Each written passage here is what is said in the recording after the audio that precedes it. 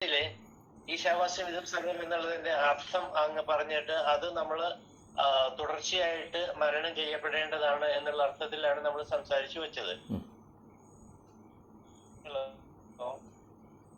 കേൾക്കാമോ ആചാര്യജി? ഇടയ്ക്ക് വിട്ടു പോകുന്നുണ്ട്, പറഞ്ഞോളൂ. അതെയോ? നമ്മള് ഈശാവാസ്യത്തിലെ ആദ്യത്തെ സൂക്തമാണ് ഈശാവാസ്യം ഇതും സർവം എന്ന് പറഞ്ഞ അതിന്റെ അർത്ഥമൊക്കെ അങ്ങ് അയച്ചു തന്നിരുന്നു. അപ്പൊ അത് കൂടുതലായിട്ടും അത് മനസ്സിൽ ബോധ്യം വരത്തക്ക രീതിയിൽ മരണം ചെയ്യണം എന്നുള്ള അർത്ഥത്തിൽ നമ്മൾ സംസാരിച്ചു. അതിനുശേഷം പിന്നെ വരുന്നത് രണ്ടാമത്തെ തേന തെക്തേന ഭുഞ്ചീത എന്നുള്ളത് വീണ്ടും വിശദമാക്കണം. അത് സംസാരിച്ചില്ലേ? അതിൽ എനിക്ക് ചെറിയൊരു ഓർമ്മയുള്ളത് മൂർത്തി സാറ് ചോദ്യം ചോദിച്ചിരുന്നു. ഞാൻ അതൊന്നും എടുത്തോട്ടെ. അല്ല, മുന്തുമാഷ് പറഞ്ഞോളൂ, ഞാൻ മൂർത്തി സാറിന്റെ ഇതൊന്നും എടുത്തോട്ടെ. അന്ന് പിന്നെ ആചാര്യജി പറഞ്ഞപ്പോഴാണ് തേന ത്യക്തേന എന്നുള്ളതിന്റെ അർത്ഥതലങ്ങൾ ഒന്നും കൂടി വ്യക്തവും വിശദവുമായത്. അതുവരെ ത്യജിച്ചുകൊണ്ട് ഭജിക്കാന്നുള്ള അർത്ഥത്തിൽ ജനറൽ ആയിട്ട് മനസ്സിലാക്കിയെങ്കിൽ തന്നെ ടു കൺഫ്യൂഷൻസ്. പക്ഷെ അന്ന് നമ്മുടെ ക്ലാസ് കുറച്ച് നീണ്ടുപോയാലും ഈ രണ്ട് വാക്കുകളുടെ വിവക്ഷ എന്താണെന്ന് അങ്ങ് കൃത്യമായിട്ട് മനസ്സിലാക്കി തന്നിരുന്നു. എനിക്ക് ഓർമ്മയുണ്ടത് തേന ത്യക്തേന, അതെനിക്ക് ഓർമ്മയുണ്ട്. അപ്പോ ഒരുപക്ഷെ ആദ്യ മന്ത്രത്തിന്റെ നമ്മളുടെ വിശകലനങ്ങളും മനനങ്ങളും ഏറെക്കുറെ ആയി എന്നുണ്ടെങ്കിൽ ഞാൻ വെറുതെ നോക്കി എന്ന് മാത്രമേ ഉള്ളൂ. കുറുവന്നേവേഹ അത് നോക്കിയെന്ന് മാത്രമേ ഉള്ളൂ. ഇനി അതാണ് നമ്മൾ എവിടെയാണ് നമ്മൾ നിർത്തിയത്, അല്ലെങ്കിൽ അതിന്റെ ആ ഒരു ട്രേസ് ഒരുപാട് നാളായില്ലേ, അങ്ങ് ഒരുപാട് കാര്യങ്ങൾ വ്യാപരിക്കുന്നതുകൊണ്ട് ഓർമ്മിപ്പിക്കാൻ വേണ്ടി ചോദിച്ചപ്പോ പറഞ്ഞു എന്ന് മാത്രമേ ഉള്ളൂ. ശരി ശരി ശരി ശരി.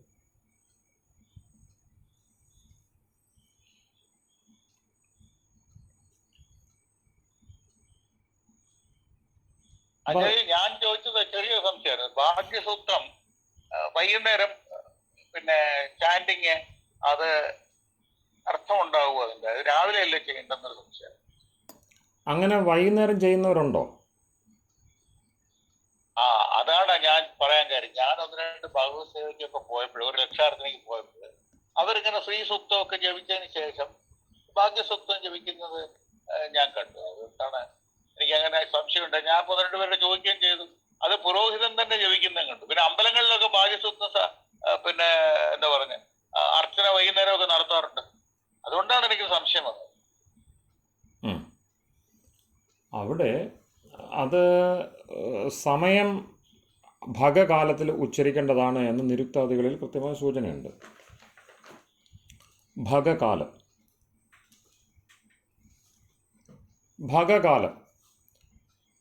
ഓക്കെ. അതായത് നമ്മൾ സവിതാവ്, സൂര്യൻ, ഇങ്ങനെ ആദിത്യനാണല്ലോ സമയസരണിയുടെ രക്ഷാധികാരി. പിന്നെ പ്രധാന തേജഃപുഞ്ചം, ബ്രഹ്മത്തിൻ്റെ പിന്നെ പ്രത്യക്ഷ രൂപം എന്നൊക്കെയുള്ള നിലയിൽ, കാരണം ആദിത്യയെ ബ്രഹ്മദൃഷ്ടി ഉത്കർഷാത്, ഇത് ബ്രഹ്മസൂത്രമാണ്. അപ്പം ആദിത്യനിൽ ബ്രഹ്മദൃഷ്ടി വേണം, ബ്രഹ്മദൃഷ്ടി ചെയ്തുകൊള്ളുക. പ്രതീകോപാസന വിവരിക്കുന്നിടത്ത് ആദിത്യനെ ബ്രഹ്മമാക്കി കണ്ടുകൊണ്ട് ഉപാസിക്കാം. ആദിത്യനിൽ ബ്രഹ്മദൃഷ്ടിയാവാം. ഉത്കർഷാത് എന്ന് വെച്ചാൽ ഒന്ന് ഈ സൃഷ്ടിയിൽ അതിന് ഉത്കർഷമുണ്ട്. പിന്നെ അതുമാത്രമല്ല ആ ആരാധനയ്ക്ക് നമ്മെ ഉത്കർഷത്തിലേക്ക് നയിക്കാനുമാകും. അപ്പോൾ ഉത്കർഷം നിമിത്തം ആദിത്യനിൽ ബ്രഹ്മദൃഷ്ടിയാവാം തുടങ്ങിയുള്ള മൂലപ്രകരണങ്ങളുണ്ട്. അങ്ങനെ വരുമ്പോൾ ഈ ആദിത്യൻ്റെ വ്യത്യസ്ത ഭാവങ്ങളെ, അതായത് നമ്മൾ 12 മാസത്തിൽ 12 ദ്വാദശ ആദിത്യന്മാരെന്ന് പറയുന്നത് പോലെ തന്നെ ഒരു ദിവസം, അപ്പോൾ 12 മാസങ്ങൾ ദ്വാദശ ആദിത്യന്മാരാണ്. ആദിത്യന്മാരെന്ന് പറയുന്നത് 12 മാസങ്ങളാണ്. അപ്പം നമ്മളിവിടെ ഞാറ്റുവേല എന്ന് പറയും. അതിനെ ഈ വൈദികമായിട്ടുള്ള സങ്കല്പം നമ്മൾ ഞാറ്റുവേല, തിരുവാതിര ഞാറ്റുവേല തുടങ്ങിയുള്ള അത്തരം പ്രത്യേകതകൾ കൊണ്ട് നമ്മൾ വ്യവഹരിക്കാറുണ്ട്. അപ്പം ഞായർ പ്രധാനമായ സൂര്യപ്രധാനമായിട്ടുള്ള ഒരു വ്യവഹാര ലോകം നമുക്കുണ്ട്. അതുപോലെ ചന്ദ്രപ്രധാനമായിട്ടുള്ള ഒരു ആന്തരിക മാനസ പിന്നെ സാധന ഉപാസന ലോകവും നമുക്കുണ്ട്. രണ്ടും ചേർത്താണ് പോകുന്നത്. ഉഗ്രകർമ്മങ്ങൾക്കായിട്ട്, അല്ലെങ്കിൽ എന്താണ് പറയുന്നത്, തീയും വെയിലുമൊക്കെ കായുന്ന കർമ്മങ്ങൾക്ക് നമ്മൾ സൂര്യനെയും ഒരു മനഃശാന്തിയും സ്വസ്ഥതയും പിന്നെ ഇരുന്നു കൊണ്ട് പ്രവർത്തിക്കുന്ന അത്തരം പിന്നെ കാര്യങ്ങൾക്ക് വേണ്ടി, വ്യവഹാരങ്ങൾക്ക് വേണ്ടി ചന്ദ്രനെയും മാനവമാക്കാനാണ് പൊതുവെ പറയാറുള്ളത്. അതനുസരിച്ച് നമുക്ക് പിന്നെ സോളാർ കലണ്ടറുണ്ട്, ലൂണാർ കലണ്ടറുണ്ട്, ലൂണി സോളാർ കലണ്ടറുണ്ട്. ഇങ്ങനെ രണ്ടുമൊക്കെ ചേരുന്നതും ഒറ്റയ്ക്ക് നിൽക്കുന്നതുമായിട്ടൊക്കെ ഉള്ള വ്യത്യസ്ത പിന്നെ മാനങ്ങളുണ്ട്. സൗരമാനമുണ്ട്. അപ്പോൾ ഒരുപാട് മാനങ്ങളുണ്ടെങ്കിൽ ഏറ്റവും പ്രധാനമായത് സൗരചാന്ദ്രമാനങ്ങളാണ്. പിന്നെ വൈക്രമാബ്ദം തുടങ്ങിയുള്ളവ ഉണ്ട് നമുക്ക്. പിന്നെ അത് പറയുന്നതോടൊപ്പം ഇപ്പോൾ തൈമാസം തുടങ്ങിയുള്ളത് അവർ പറയുന്നത് പിന്നെ അത് പൊങ്കൽ, ഇതൊക്കെ മാസങ്ങളുടെ പേരുകളാണ്. അപ്പോൾ അതൊക്കെയെന്ന് വെച്ച് കഴിഞ്ഞാൽ പിന്നെ വൈദികമായിട്ടുള്ള പദ്ധതി അനുസരിച്ച് വരുന്നതാണ്. തിഷ്യ ശബ്ദത്തിൽ നിന്നാണ് ഈ തൈ എന്ന് വരുന്നത്. അപ്പം തിഷ്യമാസം എന്ന് പിന്നെ സംസ്കൃതത്തിൽ ഏത് മാസത്തെയാണോ വിവരിക്കുന്നത് അതേ മാസം തന്നെയാണ് തൈമാസം. അതൊന്നും നമ്മൾ കേരളത്തിൽ ഇപ്പോൾ ഉപയോഗിക്കുന്നില്ല. നമുക്ക് ചിങ്ങം അപ്പോൾ ചിങ്ങം തുടങ്ങിയുള്ള മാസക്രമം ശ്രദ്ധിച്ചാലേ അറിയാം. ജ്യോതിഷത്തിൽ പിന്നെ സൂര്യൻ സ്വക്ഷേത്ര ബലവാനായിരിക്കുന്ന കാലം, സൂര്യൻ്റെ സ്വന്തം സ്ഥാനം എന്നൊക്കെ പറയുന്നത് ചിങ്ങമാണ്. അപ്പോൾ ചിങ്ങം തൊട്ടുള്ള ഒരു കാലക്രമം നമുക്കുണ്ട്.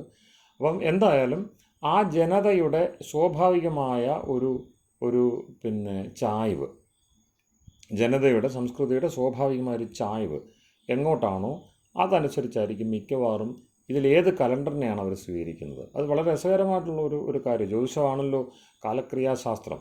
അപ്പോൾ കാലക്രിയകളെ കൃത്യമായിട്ട് കാലത്തെ അളന്നുകൊണ്ട് ക്രിയകളെ ക്രമീകരിക്കുന്ന അതിൻ്റെ വിധാനം എന്ന് പറയുന്നത് ജ്യോതിഷശാസ്ത്രമായതുകൊണ്ട് ജ്യോതിഷമനുസരിച്ച് ആണ് ഈ വിഷയങ്ങളൊക്കെയും എല്ലാ ജനതയും ചിട്ടപ്പെടുത്തുന്നത് അവരവരുടെ ജ്യോതിഷ ബോധ്യങ്ങളനുസരിച്ച്.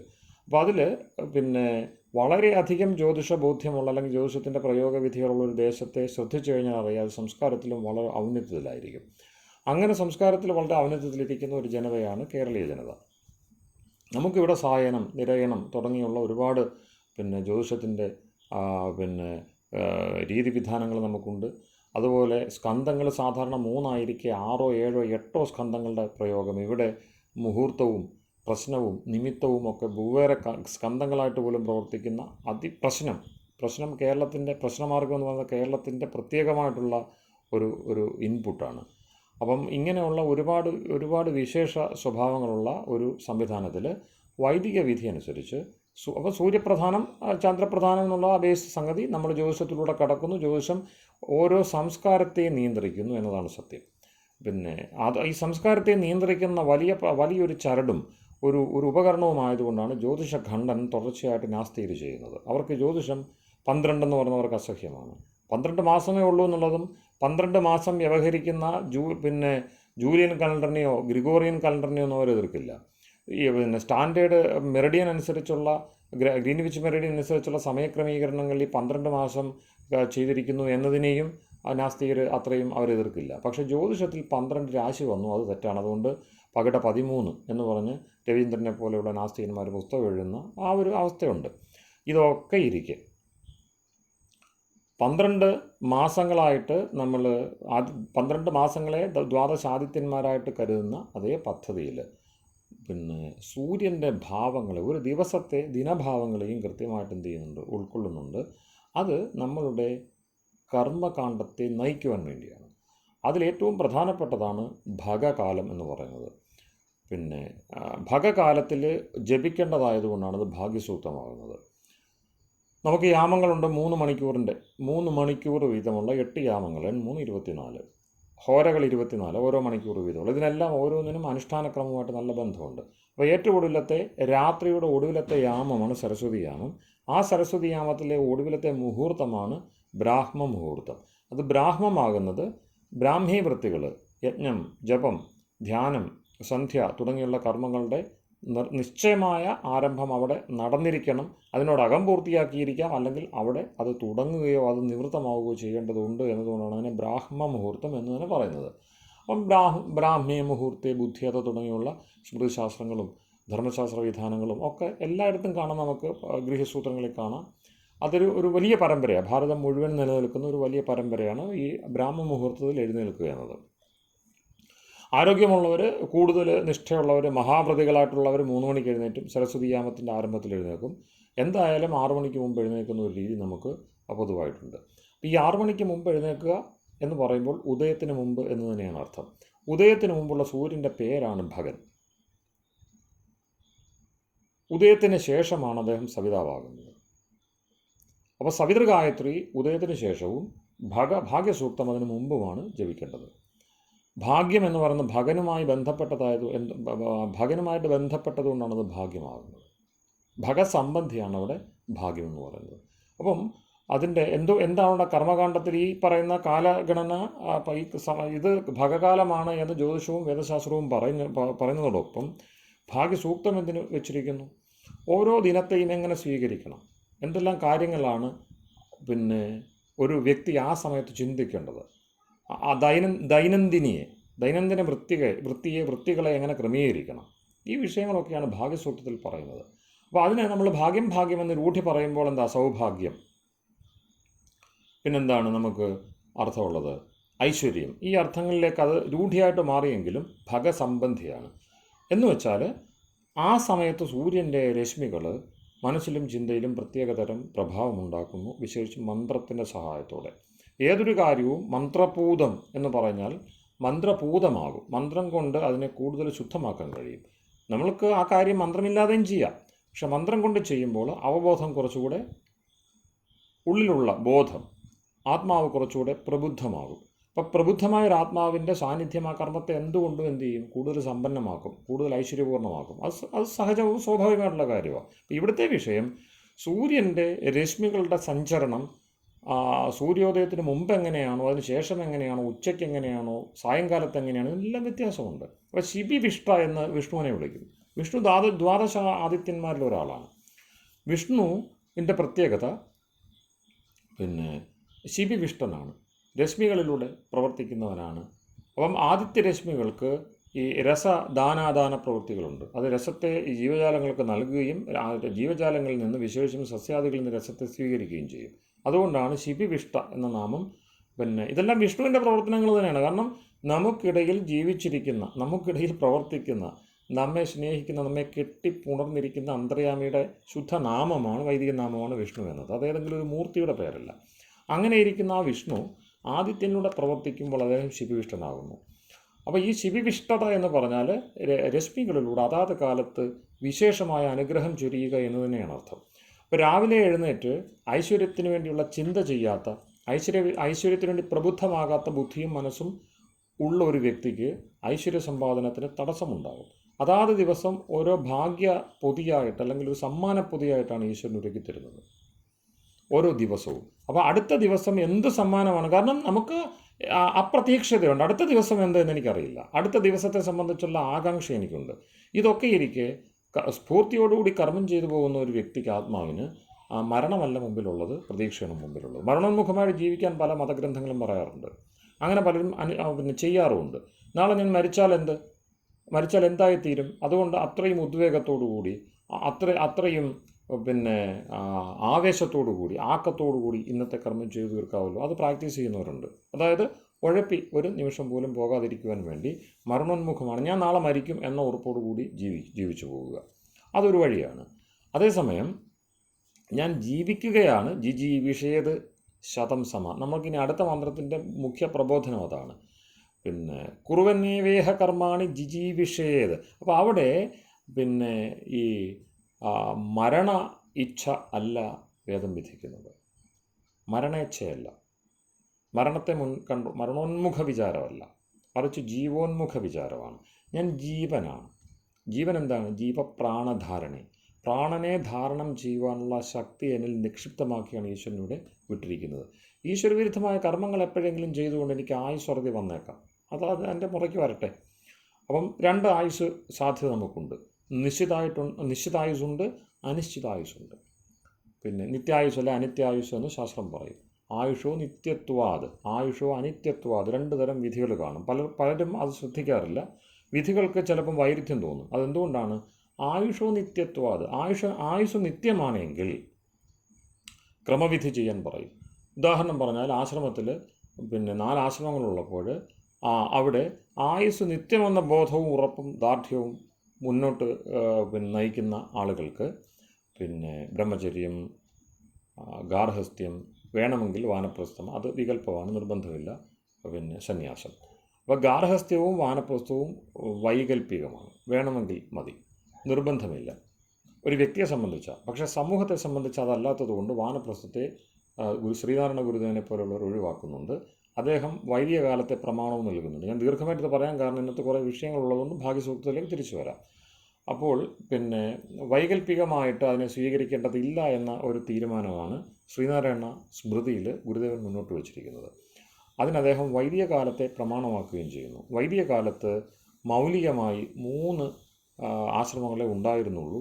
അതുകൊണ്ട് വാനപ്രസ്ഥത്തെ ഇക്കാലത്ത് ഒഴിവാക്കാം എന്ന് അദ്ദേഹം നിർദ്ദേശിക്കുന്നുണ്ട്. അത് ഒരു ധീരവും വളരെ ശ്രദ്ധേയവുമായിട്ടൊരു നിർദ്ദേശമാണ്.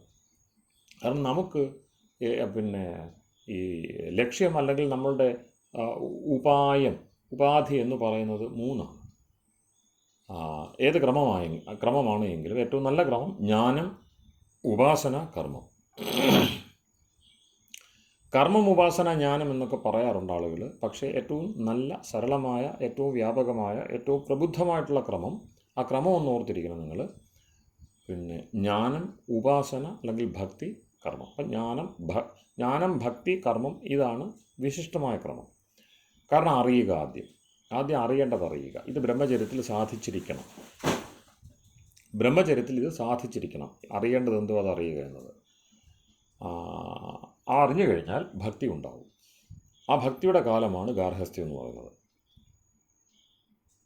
ഭക്തി, മതം തുടങ്ങിയുള്ള വിഷയങ്ങൾ എന്ത് ചെയ്താലും അത് ഈശ്വര അർപ്പണമായിട്ട് ഈശ്വരനെ മുൻനിർത്തിക്കൊണ്ട്. കാരണം ബ്രഹ്മത്തിൻ്റെ സിദ്ധി എവിടെ ഉണ്ടായി? ബ്രഹ്മചര്യകാലത്തുണ്ടായി. അതുകൊണ്ടാണ് അത് ബ്രഹ്മചര്യമാകുന്നത്. വെറും വിദ്യാഭ്യാസമല്ല വൈദിക വിദ്യാഭ്യാസം. വൈദിക വിദ്യാഭ്യാസം ബ്രഹ്മചര്യമാണ്. ബ്രഹ്മണി ചരിതും ശീലം. ബ്രഹ്മത്തിൽ സഞ്ചരിക്കുക. ബ്രഹ്മം 2ആണ്. ഒന്ന് ശബ്ദരൂപത്തിൽ ശബ്ദബ്രഹ്മം അല്ലെങ്കിൽ വേദം. ആ വേദം ഏത് പദാർത്ഥത്തെ സൂചിപ്പിക്കുന്നു? ആ ശുദ്ധ പരബ്രഹ്മം, അതിൻ്റെ അർത്ഥം.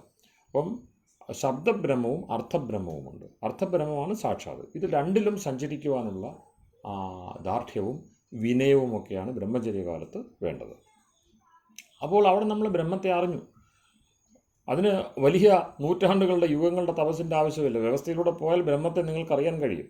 25 വയസ്സിൽ, കുറഞ്ഞത് 25 വയസ്സിൽ അതിൻ്റെ സാക്ഷാത്കാരം സാധിക്കാം. ഇന്ന കാലനിയമോ വാമദേവവതെന്ന് ഋഷി പ്രമാണവും നൽകിയിട്ടുണ്ട്. വാമദേവൻ അതിന് മുമ്പ് നേടി. 8ാമത്തെ വയസ്സിൽ വാമദേവൻ അത് നേടി. എന്താണോ നേടേണ്ടത് അത് നേടി. അപ്പോൾ അതുകൊണ്ട് കാലനിയമമില്ല. എന്നാൽ കാലനിയമവും വാമദേവവത്. വാമദേവനെ പോലെയുള്ള മഹാഋഷിമാർ അവരുടെ ജീവിതം കൊണ്ട് ചൂണ്ടിക്കാണിച്ചിട്ടുണ്ട്. ഇത് സാധാരണ നിയമങ്ങൾക്കൊക്കെ അപ്പുറത്താണ് ഇത്തരം ബോധ്യങ്ങൾ. കാരണം ആത്മാവിന് എപ്പോൾ വേണമെങ്കിലും ഈശ്വരനുള്ള സംഘമുണ്ടാവാം. എപ്പോൾ വേണമെങ്കിലും. ശുദ്ധി മാത്രം മതി. പവിത്രത മാത്രമാണ് അവർ ആധാരമായിട്ടുള്ളത്. പവിത്രാത്മാവ് സ്വാഭാവികമായിട്ടും ഈശ്വരൻ്റെ സാന്നിധ്യത്തിലായിരിക്കും. അതിൻ്റെ സാന്നിധ്യം ഗ്രഹിച്ചിരിക്കും. അപ്പോൾ അങ്ങനെ ബ്രഹ്മചര്യം സിദ്ധമാകുമ്പോൾ അത് കഴിഞ്ഞാൽ വൈകല്പിക വിധി അല്ലാത്ത ഒന്നാണ് സന്യാസം. കാരണം സന്യാസത്തിലേക്ക് അവന് പ്രവേശിച്ചാൽ മതിയാവും. കാരണം എന്താണ്? ഭക്തിയെ ഒഴിവാക്കിക്കൊണ്ട് കർമ്മം ചെയ്യാം. കാരണം ഭക്തി പുരസ്സരമായിട്ട് തന്നെ ഭക്തി കർമ്മത്തിൽ ലയിച്ചുകൊള്ളും. ചെയ്യുന്നതെല്ലാം ഭക്തിയായിരിക്കും. അങ്ങനെയുള്ളവനാണ് ശുദ്ധ സന്യാസി, നൈഷ്ഠിക ബ്രഹ്മചാരി എന്ന് പറയും. അപ്പോൾ ബ്രഹ്മചര്യത്തിലൂടെ നേരിട്ട് സന്യാസത്തിലേക്ക് പോകാം. അതേസമയം അങ്ങനെ മാത്രം അത് വ്യക്തി സ്വാതന്ത്ര്യമാണ്, അത് കുഴപ്പമില്ല. പക്ഷേ ഈ വ്യക്തി സ്വാതന്ത്ര്യത്തിനൊരു പരിധിയുണ്ട്. ഒരു സമൂഹത്തിലെ മുഴുവൻ ബ്രഹ്മചാരികളും ബുദ്ധസംഘത്തിലെ ആളുകളെ പോലെ ബ്രഹ്മചാരികളായിട്ട് പോവുകയാണെങ്കിൽ, കാത്തലിക് മിഷനിലെ ആളുകളെ പോലെ ബ്രഹ്മചാരികളായിട്ട് പോവുകയാണെങ്കിൽ അടുത്ത തലമുറ ഉണ്ടാവില്ല. അതുകൊണ്ട് ഗൃഹസ്ഥാശ്രമം ശ്രേഷ്ഠമാണ് എന്ന വിധിയിലൂടെ മനു അതിനെ തിരുത്തി. ജ്യേഷ്ഠാശ്രമവും ഗൃഹസ്ഥാശ്രമമാണ് മൂപ്പുമുറയനുസരിച്ച് മുന്തിയത്. അപ്പോൾ സന്യാസത്തിലും മുന്തിയതാണ് വൈദിക ഗാർഹസ്ഥ്യം. ബ്രഹ്മചര്യം ഉൾപ്പെടെ എല്ലാം അതിലെങ്ങനെ സംഗതമാകുന്നു എന്ന് പ്രശ്നോപനിഷത്തിൽ ചർച്ച ചെയ്തിട്ടുണ്ട്. ഭരദ്വാജ ഋഷിയോട് അതായത് പ്രശ്നോപനിഷത്തിലെ ഋഷിയോട് പ്രശ്നകർത്താക്കളായിട്ടുള്ള 6 പേര് ബ്രഹ്മചാരികൾ. അവർ വലിയ ബ്രഹ്മവേത്താക്കളാണ്, സാധാരണ ബ്രഹ്മചാരികളല്ല. ബ്രഹ്മവിത്തുകളായിട്ടുള്ള ആളുകൾ ഋഷിയുടെ അടുത്ത് ചെന്നിട്ട് ചോദ്യങ്ങൾ ചോദിക്കുകയാണ്. 6 ചോദ്യങ്ങളാണ് പ്രശ്നോപനിഷത്തിൽ പരിഗണിച്ചിരിക്കുന്നത്. അപ്പോൾ അതിലൊന്ന് ബ്രഹ്മചര്യത്തിൻ്റെ സ്വരൂപവും സ്വഭാവവുമാണ്. ആ പ്രശ്നം കൃത്യമായിട്ട് അത് വീണ്ടും എടുത്ത് പറയേണ്ടതില്ല, എൻ്റെ ആശയം മാത്രം പറയുക. അപ്പോൾ അവിടെ ഋഷി അതിന് പല വഴിയിൽ ഉച്ചാവചേഷു അർത്ഥേഷു ചെറുതും വലുതുമായ അർത്ഥങ്ങളെ പ്രകാശിപ്പിച്ചുകൊണ്ട് ആ പ്രശ്നത്തിന് മറുപടി പറയുമ്പോൾ പിന്നെ അതിലേറ്റവും ശ്രദ്ധേയമായത് പകൽ ബ്രഹ്മചര്യമാകണം. അതായത് ഒരു പിന്നെ സൗരമാനത്തിൽ പകലെന്ന് പറയുന്നത് സൂര്യൻ്റെ സാന്നിധ്യം. സൂര്യൻ്റെ സാന്നിധ്യത്തെ ബ്രഹ്മചര്യ പുരസ്സരമാക്കണം. അതെന്തിന്? അത് ബ്രഹ്മചര്യമായി. അപ്പോൾ ഗൃഹസ്ഥരെ പറ്റിയാണ് അവിടെ ഗൃഹസ്ഥരെ പിന്നെ മുഖ്യമാക്കുന്നു. ഗൃഹസ്ഥർക്ക് എപ്പോൾ പിന്നെ ഗൃഹസ്ഥർക്ക് ബ്രഹ്മചര്യം ആകാമോ? ബ്രഹ്മചാരി എന്ന് പറയുന്ന ഒരാൾ ആണാകട്ടെ പെണ്ണാകട്ടെ മൈഥുനത്തിൽ ഏർപ്പെട്ട് കഴിഞ്ഞാൽ അത് കുഴപ്പമാകില്ലേ? എപ്പോഴും സംശയമുണ്ടാക്കുന്ന ഒരു വലിയ ശങ്കാസ്പദമായ കാര്യമാണ് ഗാർഹസ്ഥ്യത്തിൽ ഏർപ്പെട്ടുകൊണ്ടിരിക്കുമ്പോൾ ബ്രഹ്മചര്യം എന്ന ലക്ഷ്യം നമ്മളിൽ നിന്ന് അകന്നു പോകുന്നു, അത് നഷ്ടപ്പെടുന്നു. അതുകൊണ്ട് തന്നെ പലപ്പോഴും ഈശ്വര സാധനയിൽ വളരെ ആകാംക്ഷയും അതുപോലെ വൈരാഗ്യവുമൊക്കെ ഉള്ളവർ ഗാർഹസ്ഥ്യത്തിലേക്ക് തിരിഞ്ഞു നോക്കുകയില്ല. ഗൃഹസ്ഥരോട് എപ്പോഴും വീട് വിട്ടകലാൻ ഒരു അവസരം കിട്ടിക്കഴിഞ്ഞാൽ പിന്നെ വീട്ടിലേക്ക് തിരിഞ്ഞു പോകാത്ത അച്ഛനമ്മ ഉൾപ്പെടെയുള്ളവരെയൊക്കെ ഉപേക്ഷിച്ച ഒരുപാട് ആളുകളെ എനിക്കറിയാം. പിന്നെ കാരണം അവർക്കെല്ലാം ഈ വൈരാഗ്യമാണ് വിഷയം. വീണ്ടും അവിടെ ചെന്ന് പറ്റിപ്പോകും. അവർക്ക് ഇഷ്ടമില്ലാഞ്ഞിട്ടോ അവർക്ക് കാര്യങ്ങൾ ചെയ്യാൻ അറിയാൻ വയ്യാഞ്ഞിട്ടോ വെറുപ്പുണ്ടായിട്ടൊന്നുമല്ല. മറിച്ച് അവിടെ ചെന്ന് കഴിഞ്ഞാൽ ഇത്തരം കാര്യങ്ങൾ വീണ്ടും ഇൻഡൾജ് ആകുക, അറിയാതെ മുഴുകിപ്പോകും. അപ്പോൾ അവരുടെ വഴി മുടങ്ങും. വീണ്ടും ജനിച്ച് കഷ്ടപ്പെട്ട് അങ്ങനെ പോകാൻ അവർക്ക് ആഗ്രഹമില്ല. അപ്പം നേരും നിറയും തിരിച്ചറിഞ്ഞു കഴിയുമ്പോൾ നെല്ലും പതിരും വേർതിരിഞ്ഞ് കഴിയുമ്പോൾ പിന്നെ പതിരെടുത്ത് പെരുമാറേണ്ട കാര്യമില്ല എന്നതുകൊണ്ട് അവർ ശുദ്ധ ബ്രഹ്മചര്യത്തിൽ മാത്രം അങ്ങനെ പോകുന്ന അനേകം മനുഷ്യരുടെ ഇപ്പോഴും ജീവിച്ചിരിപ്പുണ്ട്. പക്ഷേ ഇതിനിടയ്ക്കൊരു വിവേകമുണ്ട്. ഏറ്റവും വലിയ വിഷയം മനുഷ്യൻ്റെ തുടർച്ച നഷ്ടപ്പെട്ടു പോകും. എല്ലാവരും വലിയ ലക്ഷ്യമാണല്ലോ അത്. അപ്പോൾ എല്ലാവരെയും നമുക്ക് അതിലേക്ക് ക്ഷണിക്കുകയും ചെയ്യാം. എല്ലാവരും മുമുക്ഷുക്കളായിട്ട് മാറണമെന്ന് ആഹ്വാനം ചെയ്യുക, ഇതൊക്കെ ചെയ്യാവുന്ന കാര്യമാണ്. പക്ഷേ ജിജീവിഷ എന്ന ശബ്ദമാണ് വേദം നിർദ്ദേശിക്കുന്നത്. ജിജീവിഷ, ജീവിച്ചിരിക്കുക, പരമാവധി ജീവിച്ചിരിക്കുക, അതിനുവേണ്ടി കർമ്മങ്ങൾ ചെയ്യുക. മുമുക്ഷ വേണ്ടെന്ന് പറയുന്നില്ല. പക്ഷേ മുമുക്ഷ ഉൾപ്പെടെയുള്ളതെല്ലാം, മോക്ഷേച്ഛ ഉൾപ്പെടെയെല്ലാം ജിജീവിഷയുടെ ഭാഗമായിട്ടാണ് വേദം കാണുന്നത്. അതിനൊരുപാട് അർത്ഥമുണ്ട്. കാരണം സന്തതി പരമ്പരകളില്ല എങ്കിൽ 2 തരം സന്തതികളാണുള്ളത്. സാന്തത്യം, തുടർച്ച എന്ന് പറയുന്നത് 2 തരത്തിലാണ്. ഒന്ന് രക്തത്തിലൂടെയുള്ള സ്വന്തം മക്കളെ പുത്രന്മാരുടെ സൃഷ്ടി, അതുപോലെ പൗത്രരുടെ സൃഷ്ടി, കൊച്ചുമക്കളുടെ സൃഷ്ടി. അവിടം വരെയാണ് ഒരാൾക്ക് എന്ത് ചെയ്യേണ്ടത്? ഗാർഹസ്ഥ്യം പുലർത്തേണ്ടത്. അത് കഴിഞ്ഞാൽ അയാൾക്ക് പിന്നെ സന്യാസത്തിലേക്ക് പോകാം. പിന്നെ വാനപ്രസ്ഥത്തിലേക്ക് പോകുന്നവരുണ്ട്. അത് 4 ഉണ്ട് ആശ്രമം എന്ന വിധിയിലാണ്. 3 ഉള്ളൂ എങ്കിൽ അവർക്ക് എന്ത് ചെയ്യാം? ഈ പറയുന്ന രീതിയിൽ ഗാർഹസ്ഥ്യം പൂർത്തിയാക്കി കഴിഞ്ഞാൽ കൊച്ചു പിന്നെ മക്കളുണ്ട് എന്നുള്ള ബോധ്യം വന്നു കഴിഞ്ഞാൽ ഒരു 50-60 വയസ്സിന് പിന്നെ അതിനോടടുത്ത് ആണും പെണ്ണും ചേർന്ന് സന്യാസത്തിലേക്ക് പോകണം എന്നതാണ് ഉഗ്രസന്യാസ വിധി. അപ്പോൾ അവിടെ ഇവർ 2 പേരും ചേർന്ന് പിന്നെ കർമ്മരംഗത്തേക്ക് പോകുന്നു. അതപ്പോൾ അവിടെ നിൽക്കട്ടെ. അപ്പോൾ ഇവിടെ അദ്ദേഹം പറഞ്ഞ എന്താണ്? പകൽ ബ്രഹ്മചര്യം വേണം.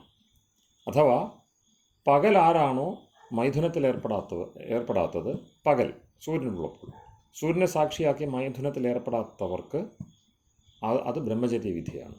അതിനർത്ഥം എന്താണ്? ആയുസ്സിൻ്റെ പകുതി ബ്രഹ്മചര്യത്തിലായി.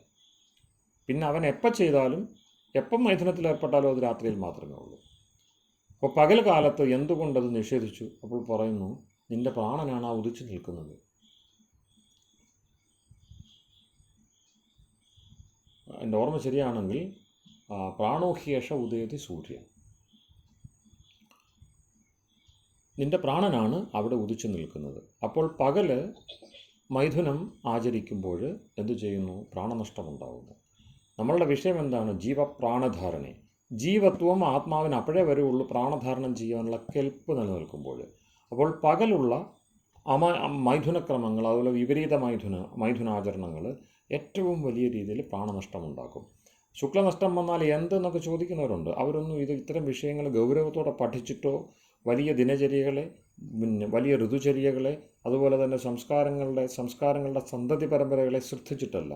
ഏതൊക്കെ സംസ്കാരങ്ങൾ, എന്തുകൊണ്ടാണ് വലിയ സംസ്കാരങ്ങൾ മികച്ച ദേശങ്ങളിൽ നഷ്ടപ്പെട്ടു പോയത്? എന്തുകൊണ്ടാണ് ഭാരതത്തിൽ അത് തുടരുന്നത്?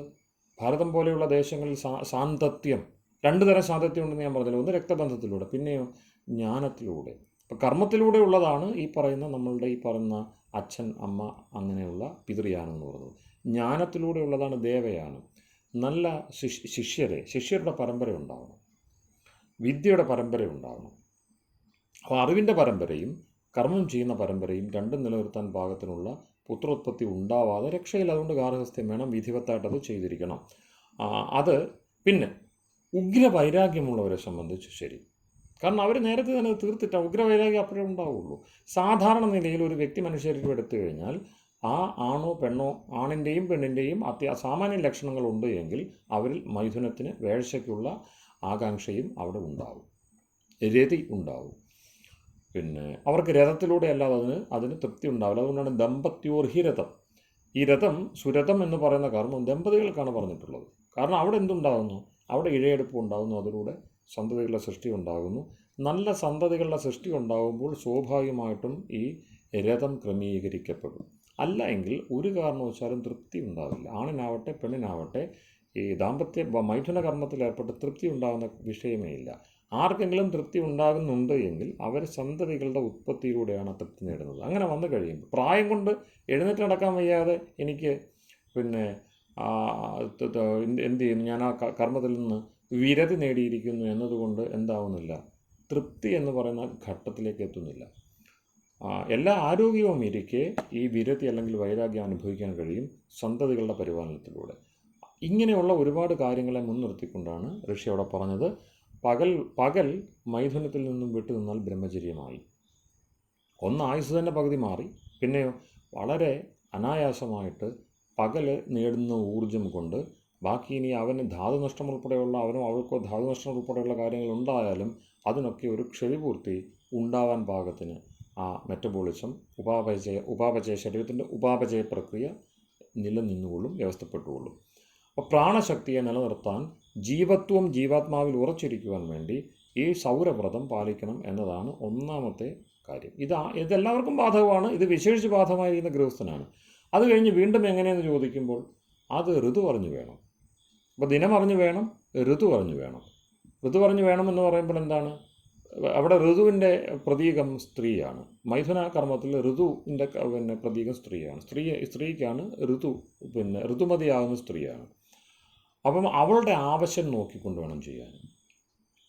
അങ്ങനെയുള്ള ഇടത്ത് സ്ത്രീ ആവശ്യപ്പെട്ടാൽ, കൂടെയുള്ള സ്ത്രീ ആവശ്യപ്പെട്ടാൽ, അല്ലെങ്കിൽ അവളുടെ ചേഷ്ടകളെ കൊണ്ട് അറിയാൻ കഴിയും, അവൾക്ക് അത് നിർവഹിച്ചു കൊടുക്കുക. അത് നിർബന്ധമായിട്ടും പുരുഷൻ്റെ കർത്തവ്യമാണ്. പിന്നെയോ സന്തതിക്ക് വേണ്ടി മാത്രമാവാം. എത്ര സന്തതികൾ വേണമെന്ന് ആഗ്രഹിക്കുന്നു. അപ്പം അങ്ങനെയുള്ളവർക്ക് 10 സന്തതികളെ നൽകണം, ദാമ്പത്യത്തിലൂടെ 10 സന്തതികൾ ഉണ്ടാവണം എന്നുള്ള വേദനിർദ്ദേശമൊക്കെ പാലിക്കാൻ കഴിയുള്ളൂ. 10 സന്തതികളും വളരെ മികച്ചവരാകുക, അതിൽ തന്നെ ഋഷികളുണ്ടാവുക. 2 or 3 പേരുണ്ടാകുമ്പോൾ അവർക്ക് സമൂഹത്തിനും മതത്തിനും ഈ പറഞ്ഞ, അതായത് ജ്ഞാനത്തിനും കർമ്മത്തിനും ഭക്തിക്കും ഓരോ സന്തതികളെ നൽകാൻ കഴിയുക. 3 പ്രധാനപ്പെട്ട എലികകളുണ്ട്. അതായത് ഋഗ്യജു സാമങ്ങൾ പ്രതിദാനം ചെയ്യുന്ന, ഗീതയിലെ 6 അധ്യായങ്ങൾ പ്രതിദാനം ചെയ്യുന്ന വളരെ പ്രധാനപ്പെട്ട കാര്യങ്ങളാണ് ഈ ജ്ഞാനം, കർമ്മം, ഭക്തി എന്നത്. അപ്പോൾ അതിനുവേണ്ടി 3 കുട്ടികൾ അതിനുവേണ്ടി നമ്മൾ എന്ത് ചെയ്യുന്നു, മാറ്റിവെക്കുന്നു. ബാക്കി കുട്ടികളെ അപ്പോൾ എന്തായാലും 9 കുട്ടികൾ, ചിലടത്ത് 10 പറയും, 9 കുട്ടികൾ കുറഞ്ഞത് വേണമെന്ന് പറയും. പഴയ ആളുകൾ ഇതൊക്കെ അറിയാതെയും എന്ത് ചെയ്തുകൊണ്ടിരുന്നു, സന്തതികളെ നിർമ്മിച്ചുകൊണ്ടേയിരുന്നു. അപ്പോൾ ഇതൊക്കെ നിലനിൽക്കണമെന്നുണ്ടെങ്കിൽ എന്ത് വേണം, നല്ല പ്രാണവ്യാപാരം ഉണ്ടാവണം. നമുക്ക് പലപ്പോഴും ഈ പറയുന്ന വളരെ ലളിതമായ കാര്യങ്ങൾ കിട്ടാതെ പോകുന്നു. അത് കിട്ടാനുള്ള ഏറ്റവും എളുപ്പമുള്ള വഴിയാണ് ഭഗകാലത്ത് ഉണർന്നുകൊണ്ട് ഭാഗ്യസൂത്രത്തിനെ അനുസന്ധാനം ചെയ്ത് മനസ്സും പ്രാണനും സജ്ജീകരിക്കുക എന്നത്. അടുത്ത ഒരു ദിവസത്തിലേക്കുള്ള പകലിലേക്കുള്ള ആയവ്യയങ്ങളെല്ലാം അവിടെ എന്താകുകയാണ്, ക്രമീകരിക്കപ്പെടുകയാണ്. ആ ഭാഗ്യസൂത്രത്തിലെ ഓരോ മന്ത്രവും എടുത്ത് ചിന്തിക്കുക. എങ്ങനെയാണ് അതിന് നമ്മളുടെ ആ ഋതം എന്ന് പറയുന്ന വ്യവസ്ഥയോടെ എങ്ങനെയാണ് ആത്മാവിനെ അത് ബന്ധിപ്പിക്കുന്നത്, അത് കൂട്ടിച്ചേർക്കുന്നത്, ഉത്സാഹം വർദ്ധിപ്പിക്കുന്നത്. അപ്പോൾ അവിടെ ഒരിടത്തൊരു പ്രയോഗമുണ്ട്, ഭക്ഷീത്യാഹ. നിങ്ങൾ മിക്കവാറും ഭാഗ്യസൂക്തം ജപിക്കുന്നവരോ അല്ലെങ്കിൽ അതറിയുന്നവരോ ആവുമല്ലോ. അപ്പം ഭക്ഷീത്യാഹ 2ാമത്തെ മന്ത്രത്തിലാണ്. ഭക്ഷീത്യാഹ നിർദ്ദേശിക്കുകയാണ്, നീ എന്ത് ചെയ്യുക, നീ കഴിച്ചുകൊള്ളുക. നേരത്തെ ആ തേന ഭുഞ്ചീത, ഭുജിച്ചുകൊള്ളുക, ഭോഗിക്കൂ എന്നാണ് പറയുന്നത്. പക്ഷേ എന്ത് ചെയ്യണം, അവിടെ ചില മാർഗനിർദ്ദേശങ്ങളുണ്ട്. അപ്പം നീ ഏറ്റവും ഉത്തമമായ ഭോഗത്തിന് വേണ്ടി തയ്യാറാകൂ എന്ന് നിർദ്ദേശിക്കുകയാണ്. കാരണം ഇത് ഓരോ ദിനവും ഞാൻ നൽകുന്ന സമ്മാനപ്പൊതിയാണ്. അതാണ് ഭഗവത് പക്ഷം. അങ്ങനെ ഓരോ ദിവസത്തെയും സ്വീകരിക്കാൻ രാവിലെ തയ്യാറാകുന്ന ഒരാത്മാവിന് എല്ലാ ദിവസവും എന്തെങ്കിലും വിശേഷങ്ങളായിട്ടുള്ള അനുഭവങ്ങൾ, സഹയോഗങ്ങൾ, നിയോഗങ്ങൾ അതുപോലെ തന്നെ വളരെ വേഗത്തിലുള്ള ജീവിതത്തിൻ്റെ പൂർത്തി, ഇതെല്ലാം അനുഭവത്തിലാവും. അതെന്തായി സ്വാഭാവികമായിട്ട് എന്തായിട്ട് മാറും? ഭാഗ്യമായിട്ട് സാധാരണ ആളുകൾ കാണുന്ന ഐശ്വര്യങ്ങളായിട്ടൊക്കെ അത് മാറുന്നു, പ്രതിഫലിക്കുന്നു. കുറേയൊക്കെ പ്രാരബ്ധം അതിലൂടെ ചേരും, തീർച്ചയായിട്ടും ചേരും. എങ്കിലും അതാത് ദിവസത്തെ നമുക്ക് ഭദ്രമാക്കുവാൻ, ഈശ്വര യോഗ്യമാക്കുവാൻ, ഐശ്വര്യമാക്കുവാൻ അത് ഈ ഒരു ചിട്ട ആവശ്യമാണ്. അപ്പോൾ അതിൽ ഭഗകാലത്ത് ഉണർന്നുകൊണ്ട് പ്രവർത്തിക്കാനുള്ള ആഹ്വാനമിരിക്കെ ഏതെങ്കിലും സമയത്ത് ജപിച്ചാൽ അതിന് വിശേഷമായ ഫലം ഉണ്ടാവുകയില്ല. നമുക്ക് ഏത് മന്ത്രവും എപ്പം വേണമെങ്കിലും ജപിക്കാം. പക്ഷേ എന്നാലും അതിൻ്റെ ഉചിത സമയമെന്ന് പറയുന്നത് ഭഗകാലമാണ്. അത് സൂര്യോദയത്തിന് മുമ്പുള്ള കാലമാണ്. അരുണകാലം എന്നൊക്കെ പറയത്തില്ലേ, അതിനോട് ചേരുന്ന ഒരു സമയമാണ്.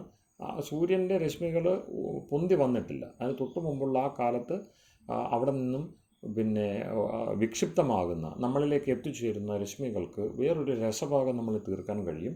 ആ രസഭാഗം ഏറ്റെടുക്കുവാൻ ആ സമയത്ത് ഉണർന്നിരിക്കാത്ത, പിന്നെ ശുദ്ധിയോടുകൂടി രാവിലത്തെ ശുചികർമ്മങ്ങളെ, ശൗചകർമ്മങ്ങളെല്ലാം ചെയ്തിട്ട് അതിനെ വരവേൽക്കുവാൻ വേണ്ടി തയ്യാറാകാത്ത ഒരു ആത്മാവിന് ജീവത്വം എന്ന ആ ഒരു വിശേഷ പദവി, പ്രാണധാരണക്ഷമത നഷ്ടപ്പെടുകയും അത് മെല്ലെ മെല്ലെ കുറയുകയും ഊർജം കുറയുകയൊക്കെ ചെയ്യും. നമ്മളിൽ പലരും ശ്രദ്ധിക്കേണ്ട കാര്യമാണ്. ഞാൻ പലരിലും കണ്ട് അത്ഭുതപ്പെട്ടിട്ടുള്ള കാര്യമാണ്. ജീവിച്ച് മുന്നേറും തോറും തേജസ് കൂടുകയും, പ്രായമോ മറ്റു കാര്യങ്ങളൊക്കെ എങ്ങനെ ഇരിക്കട്ടെ, തേജസ് കൂടുന്നു, ശരീരത്തിൻ്റെ ആരോഗ്യം കൂടുന്നു, ധാതുക്കൾ പുഷ്ടിപ്പെടുന്നു, മരണ അവധി എത്തുമ്പോഴും സൗഷ്ഠവത്തോടെ ഇരിക്കുന്ന ആളുകളെ നമുക്ക് കാണാൻ കഴിയുന്നുണ്ട്. അതിനർത്ഥം എന്താണ്? ഈ ക്ഷയിക്കുക, പിന്നെ എല്ലാം ചുരുങ്ങി പോവുക, എഴുന്നേറ്റ് നടക്കാൻ വയ്യാതെ മരിക്കുക എന്നതൊരു സ്വാഭാവിക ക്രമമല്ല. അത് നമ്മൾ വരുത്തി വെക്കുന്നതാണ്. അപ്പോൾ ഭാഗ്യസൂക്തം ആഹ്വാനം ചെയ്യുന്നത് എന്തു ചെയ്യുക? ആ അഭീഷുഭിർവാജിന ഇവ, മനസ്സിനെ മനസ്സാകുന്ന കടിഞ്ഞാൺ കൊണ്ട് ഇന്ദ്രിയങ്ങളെയും ജീവിതത്തിൻ്റെ ഈ പറയുന്ന വഴികളെയും, യാനം നമ്മൾ പറഞ്ഞല്ലോ, ആ യാനങ്ങൾ ഏത് യാനമാണോ വൈദിക വിധി അനുസരിച്ച് സുധർമ്മമായി നമ്മൾ സ്വീകരിച്ചിരിക്കുന്നത്, പിതൃയാനമാകട്ടെ ദേവയാനമാകട്ടെ, 2 വഴികളല്ലേ ഉള്ളൂ.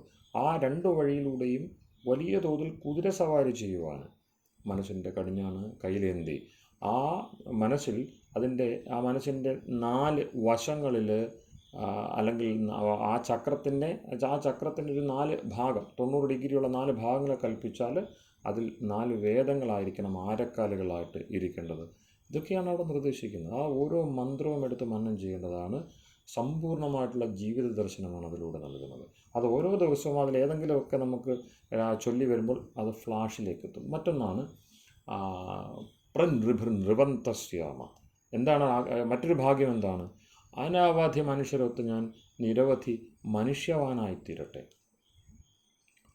കൂടുതൽ മനുഷ്യർ നമ്മളോട് ചേരുക എന്നത് എളുപ്പമുള്ള കാര്യമല്ല, അത് ഭാഗ്യമാണ്. ഈ പറഞ്ഞതുപോലെ ഒരാൾക്ക് നിയോഗമുണ്ടെങ്കിൽ ആ നിയോഗപൂർത്തിക്ക് വേണ്ടി അനേകർ ഒത്തുചേരണം. ഒരാൾക്കൊന്നും ചെയ്യാനാവില്ല. അപ്പോൾ അതിനാവുന്ന ആളുകളുമായിട്ട് ഒത്തുചേരുക, അത് ഭാഗ്യമാണ്.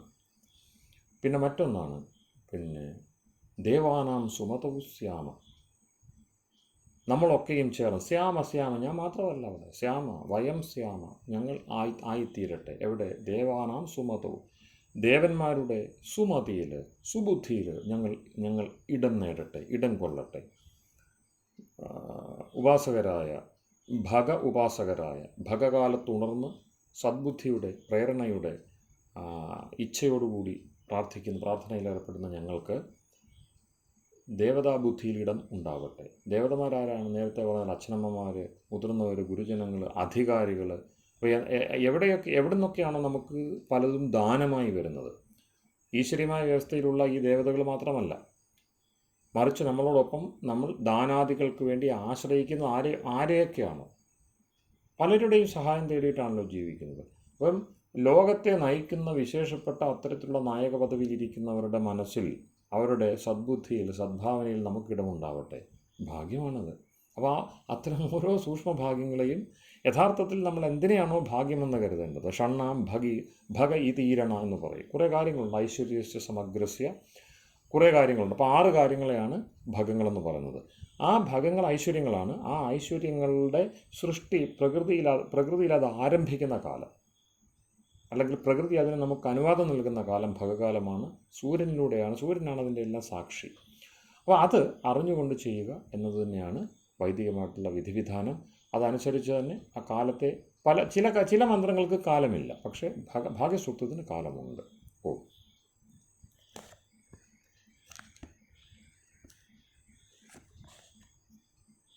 അല്ലേ?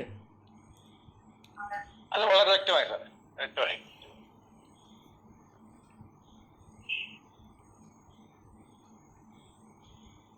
മറ്റൊന്നുള്ളത്, നമ്മളിവിടെ തേന തെക്തേന അത് ദത്തേന എന്നതാണെന്ന് മനസ്സിലാക്കുന്നു. അപ്പം ഉപനിഷത്ത് വാക്യത്തെ അങ്ങനെ ഗ്രഹിക്കണം. അപ്പോൾ ഉപനിഷത്തിൽ നിന്നല്ലാതെ ഗീതയിലെ ഒരു ശ്ലോകത്തിൻ്റെ ഭാഗം അത് വിശദമാക്കണമെന്നുള്ളൊരാവശ്യം വന്നു. സർവധർമാൻ പരിത്യജ്യ, അവിടെ സർവധർമ്മങ്ങളെയും പരിത്യജിക്കണം. അപ്പോൾ ഈ സർവധർമ്മങ്ങൾ എന്ന് പറഞ്ഞാൽ എന്താണ്? നമ്മളുടെ ശാരീരിക ധർമ്മങ്ങളാണ് എങ്കിൽ വിശപ്പ്, ദാഹം, പിന്നെ വിസർജന കർമ്മം, വിശ്രമം, നേരത്തെ പറഞ്ഞ മൈഥുനം, ഇതിലേതാണ് ത്യജിക്കേണ്ടത്? ഇതൊക്കെയും ത്യജിക്കാനാവുമോ? കൂടി വന്നാൽ മൈഥുനമാണ് അങ്ങനെ ക്രമീകരിക്കാനാവുന്നത്, ബാക്കിയെല്ലാം നിത്യവൃത്തികളാണ്. ഇനി സമൂഹ കർമ്മങ്ങളാണെങ്കിൽ യമനിയമങ്ങൾ, അവയെയാണ് നമ്മൾ സാധാരണ നിലയിൽ യമനിയമങ്ങളെയാണ്, അഹിംസാദികളെ, ശൗച തപസ്സന്തോഷാദികളെയൊക്കെയാണ് നമ്മൾ സാധാരണ യമനിയമങ്ങളിലാണ് ഈ പറയുന്ന ധർമ്മങ്ങളെന്ന്. കാരണം അവയൊക്കെ ഡ്യൂട്ടീസാണ്, ചെയ്യേണ്ടവയാണ്, കർത്തവ്യ കർമ്മങ്ങളെ ധർമ്മങ്ങളെന്ന് കാണുന്നു. അപ്പോൾ ഇവിടെ അതിനെ എങ്ങനെ കാണണം? ഈ മന്ത്രം, ഈ ശ്ലോകം ഒരുപാട് വൈരുദ്ധ്യങ്ങൾക്കും വിരുദ്ധ ചിന്തകൾക്കും ഒരുപാട് തർക്കങ്ങൾക്കുമൊക്കെ വിധേയമായിട്ടുള്ളതാണ്. ഇതിൻ്റെ ഒരു സമ്പൂർണ്ണാർത്ഥമൊന്നും ഇപ്പോൾ നമുക്ക് പറയാനാവില്ല, കാരണം അതിൻ്റെ മുൻ പിൻ പ്രകരണങ്ങൾ നോക്കി ഏത് അധ്യായത്തിൽ വരുന്നു. കാരണം ഗീതയ്ക്ക് നേരത്തെ പറഞ്ഞ കർമ്മ ഭക്തി ജ്ഞാന വിവേചനം ചെയ്തുകൊണ്ടാണ് അതിൻ്റെ അധ്യായങ്ങളെ ക്രമീകരിച്ചിരിക്കുന്നത്. അപ്പോൾ അതിൽ ഏത് അധ്യായത്തിലാണ് ഈ ശ്ലോകം വരുന്നത് എന്നത് നിശ്ചയിച്ചിട്ട് വേണം അതിൻ്റെ അർത്ഥം പറയാൻ. അതിന് പൂർവ്വ പ്രകരണങ്ങളൊക്കെ നോക്കി വേണം അർത്ഥം പറയേണ്ടത്. അതിന് പെട്ടെന്നൊരു മറുപടി പറഞ്ഞാൽ അവിടെ മാമേകം ശരണം വ്രജ എന്ന് പറയുന്നിടത്ത് നേരത്തെ പറഞ്ഞ പോലെ ഇത് പതഞ്ജലിയിലും നമുക്ക് കാണാം. യോഗത്തിൽ നിങ്ങൾ യോഗസൂത്രം പഠിച്ചു വരുന്നവരായതുകൊണ്ട് തീവ്ര സംവേഗാനാമാസന്ന ആ സൂത്രം പഠിച്ചിരുന്നു.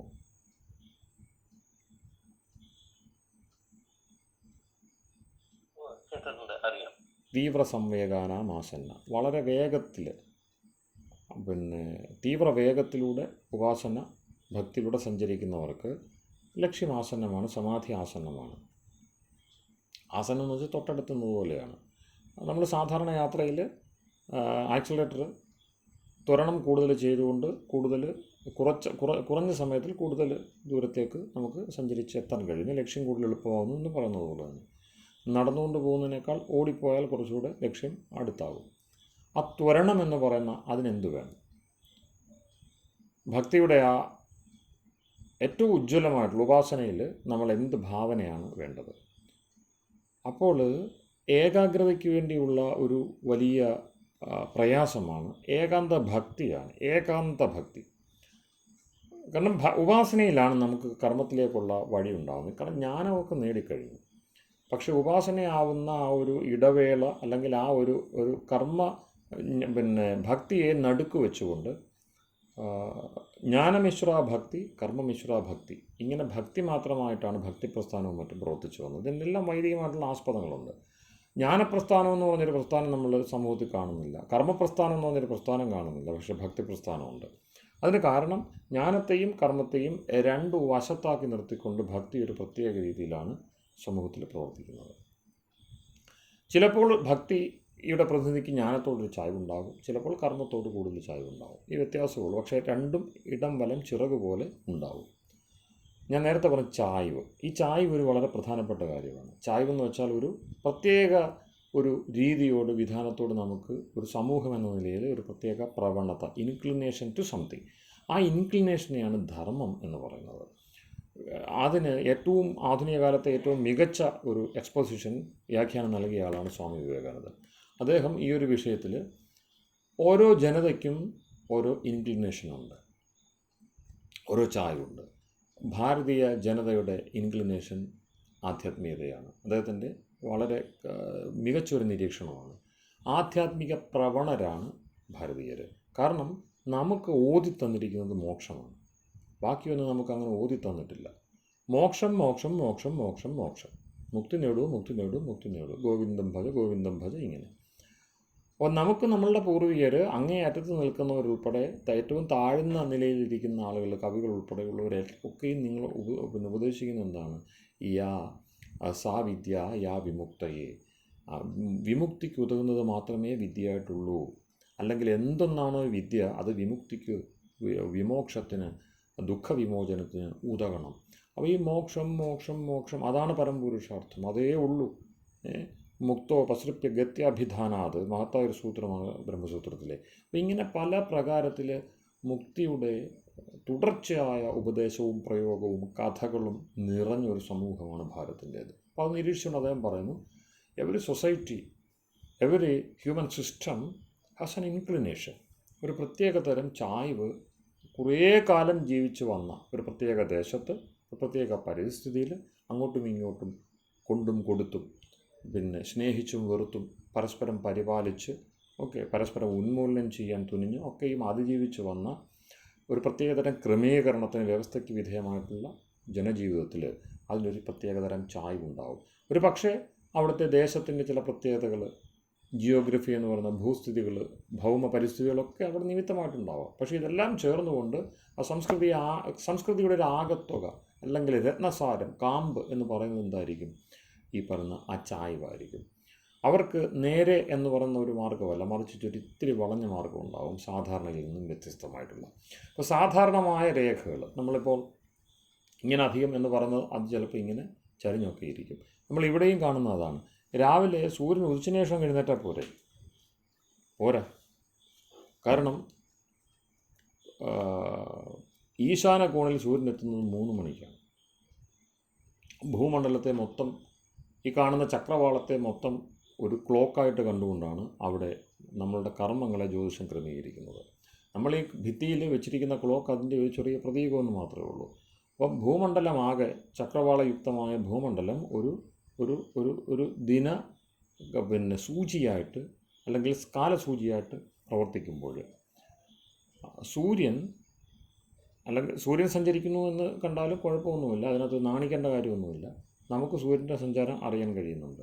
ഭൂമിയിൽ ഇരുന്നുകൊണ്ട്, ഭൂമി കറങ്ങിക്കൊണ്ടാണ് ഇതൊന്നും ഒരു ചർച്ചാ വിഷയമല്ല. സൂര്യൻ സഞ്ചരിക്കുന്നു എന്ന് നമുക്ക് തോന്നുന്നുണ്ട്. അത് ഉദിക്കുന്നില്ല, അസ്തമിക്കുന്നില്ല എന്നുള്ളത് മറ്റൊരു വശമാണ്. തത്കാലത്തേക്ക് നമ്മുടെ മുമ്പിൽ കിഴക്കും പടിഞ്ഞാറും, കിഴക്കിനെയും പടിഞ്ഞാറിനെയും കാണിച്ചുകൊണ്ട്, കാലത്തെ കാണിച്ചുകൊണ്ട് സൂര്യൻ്റെ സഞ്ചാരമുണ്ട്. ഇന്നും പിന്നെ നമ്മൾ സമയങ്ങളെ ക്രമീകരിക്കുമ്പോൾ, മെറീഡിയൻസ് വെച്ചുകൊണ്ട് അല്ലെങ്കിൽ ലോഞ്ചിറ്റ്യൂഡ് വെച്ചുകൊണ്ട് സമയത്തെ ക്രമീകരിക്കുമ്പോൾ കിഴക്ക് പടിഞ്ഞാറാണ് പ്രമാണം. സ്ഥാനത്തെ, പൊസിഷനെ, പിന്നെ പ്ലേസിനെ കൃത്യതപ്പെടുത്തുവാൻ വേണ്ടി ലാറ്റിറ്റ്യൂഡാണ് പ്രമാണം. അവിടെ വടക്കും താഴെ തെക്കും വരുന്നു. Northern hemisphere, southern hemisphere. അപ്പോൾ ഇന്നും ആ വ്യവഹാരങ്ങളുണ്ട്. അപ്പോൾ അവിടെ ഈ സൗത്ത് എന്ന് പറയുന്നത് കാലത്തിന് ദിക്കില്ല. അപ്പോൾ കാലത്തിൽ എന്താണ് ഈ സൗത്ത് എന്ന് പറയുന്നത്? 12 മണിയാണ്, പകൽ 12 മണി. പിന്നെ കാലത്തിന് ദിക്കില്ല. അപ്പോൾ വെസ്റ്റ് എന്ന് പറയുന്നത് എന്താണ്? വൈകുന്നേരത്തെ 6 മണിയാണ്. കാലത്തിന് ദിക്കില്ല. വടക്കെന്ന് പറയുന്നത് എന്താണ്? രാത്രി 12 മണിയാണ്. കാലത്തിന് ദിക്കില്ല. കിഴക്കെന്ന് പറയുന്നത് എന്താണ്? രാവിലെ 6 മണിയാണ്. അപ്പം 6ൻ്റെ 4 ഭാഗങ്ങൾ ചേർന്ന് 6 4 24.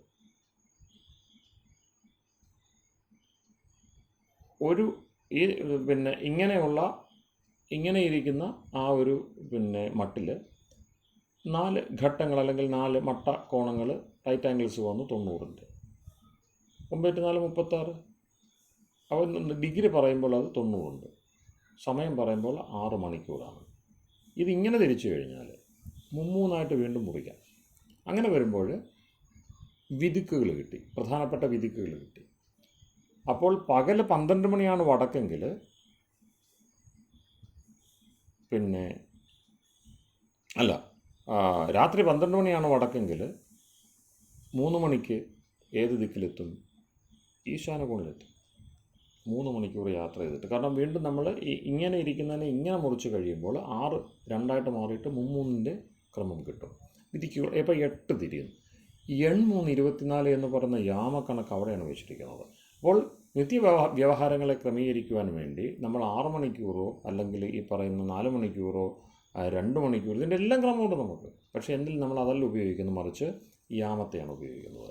അതെങ്ങനെ വന്നു എന്ന് ചോദിച്ചാൽ 4 പ്രധാന ദിക്കുകളും 4 വിദിക്കുകളും ചേരുമ്പോൾ 8 മുറി കിട്ടും. ആ 8 മുറി 3 മണിക്കൂറിൻ്റേതായിരിക്കും. അതനുസരിച്ച് ഈ പറയുന്ന കാലത്തെ വീണ്ടും ക്രമീകരിക്കേണ്ടി വരും.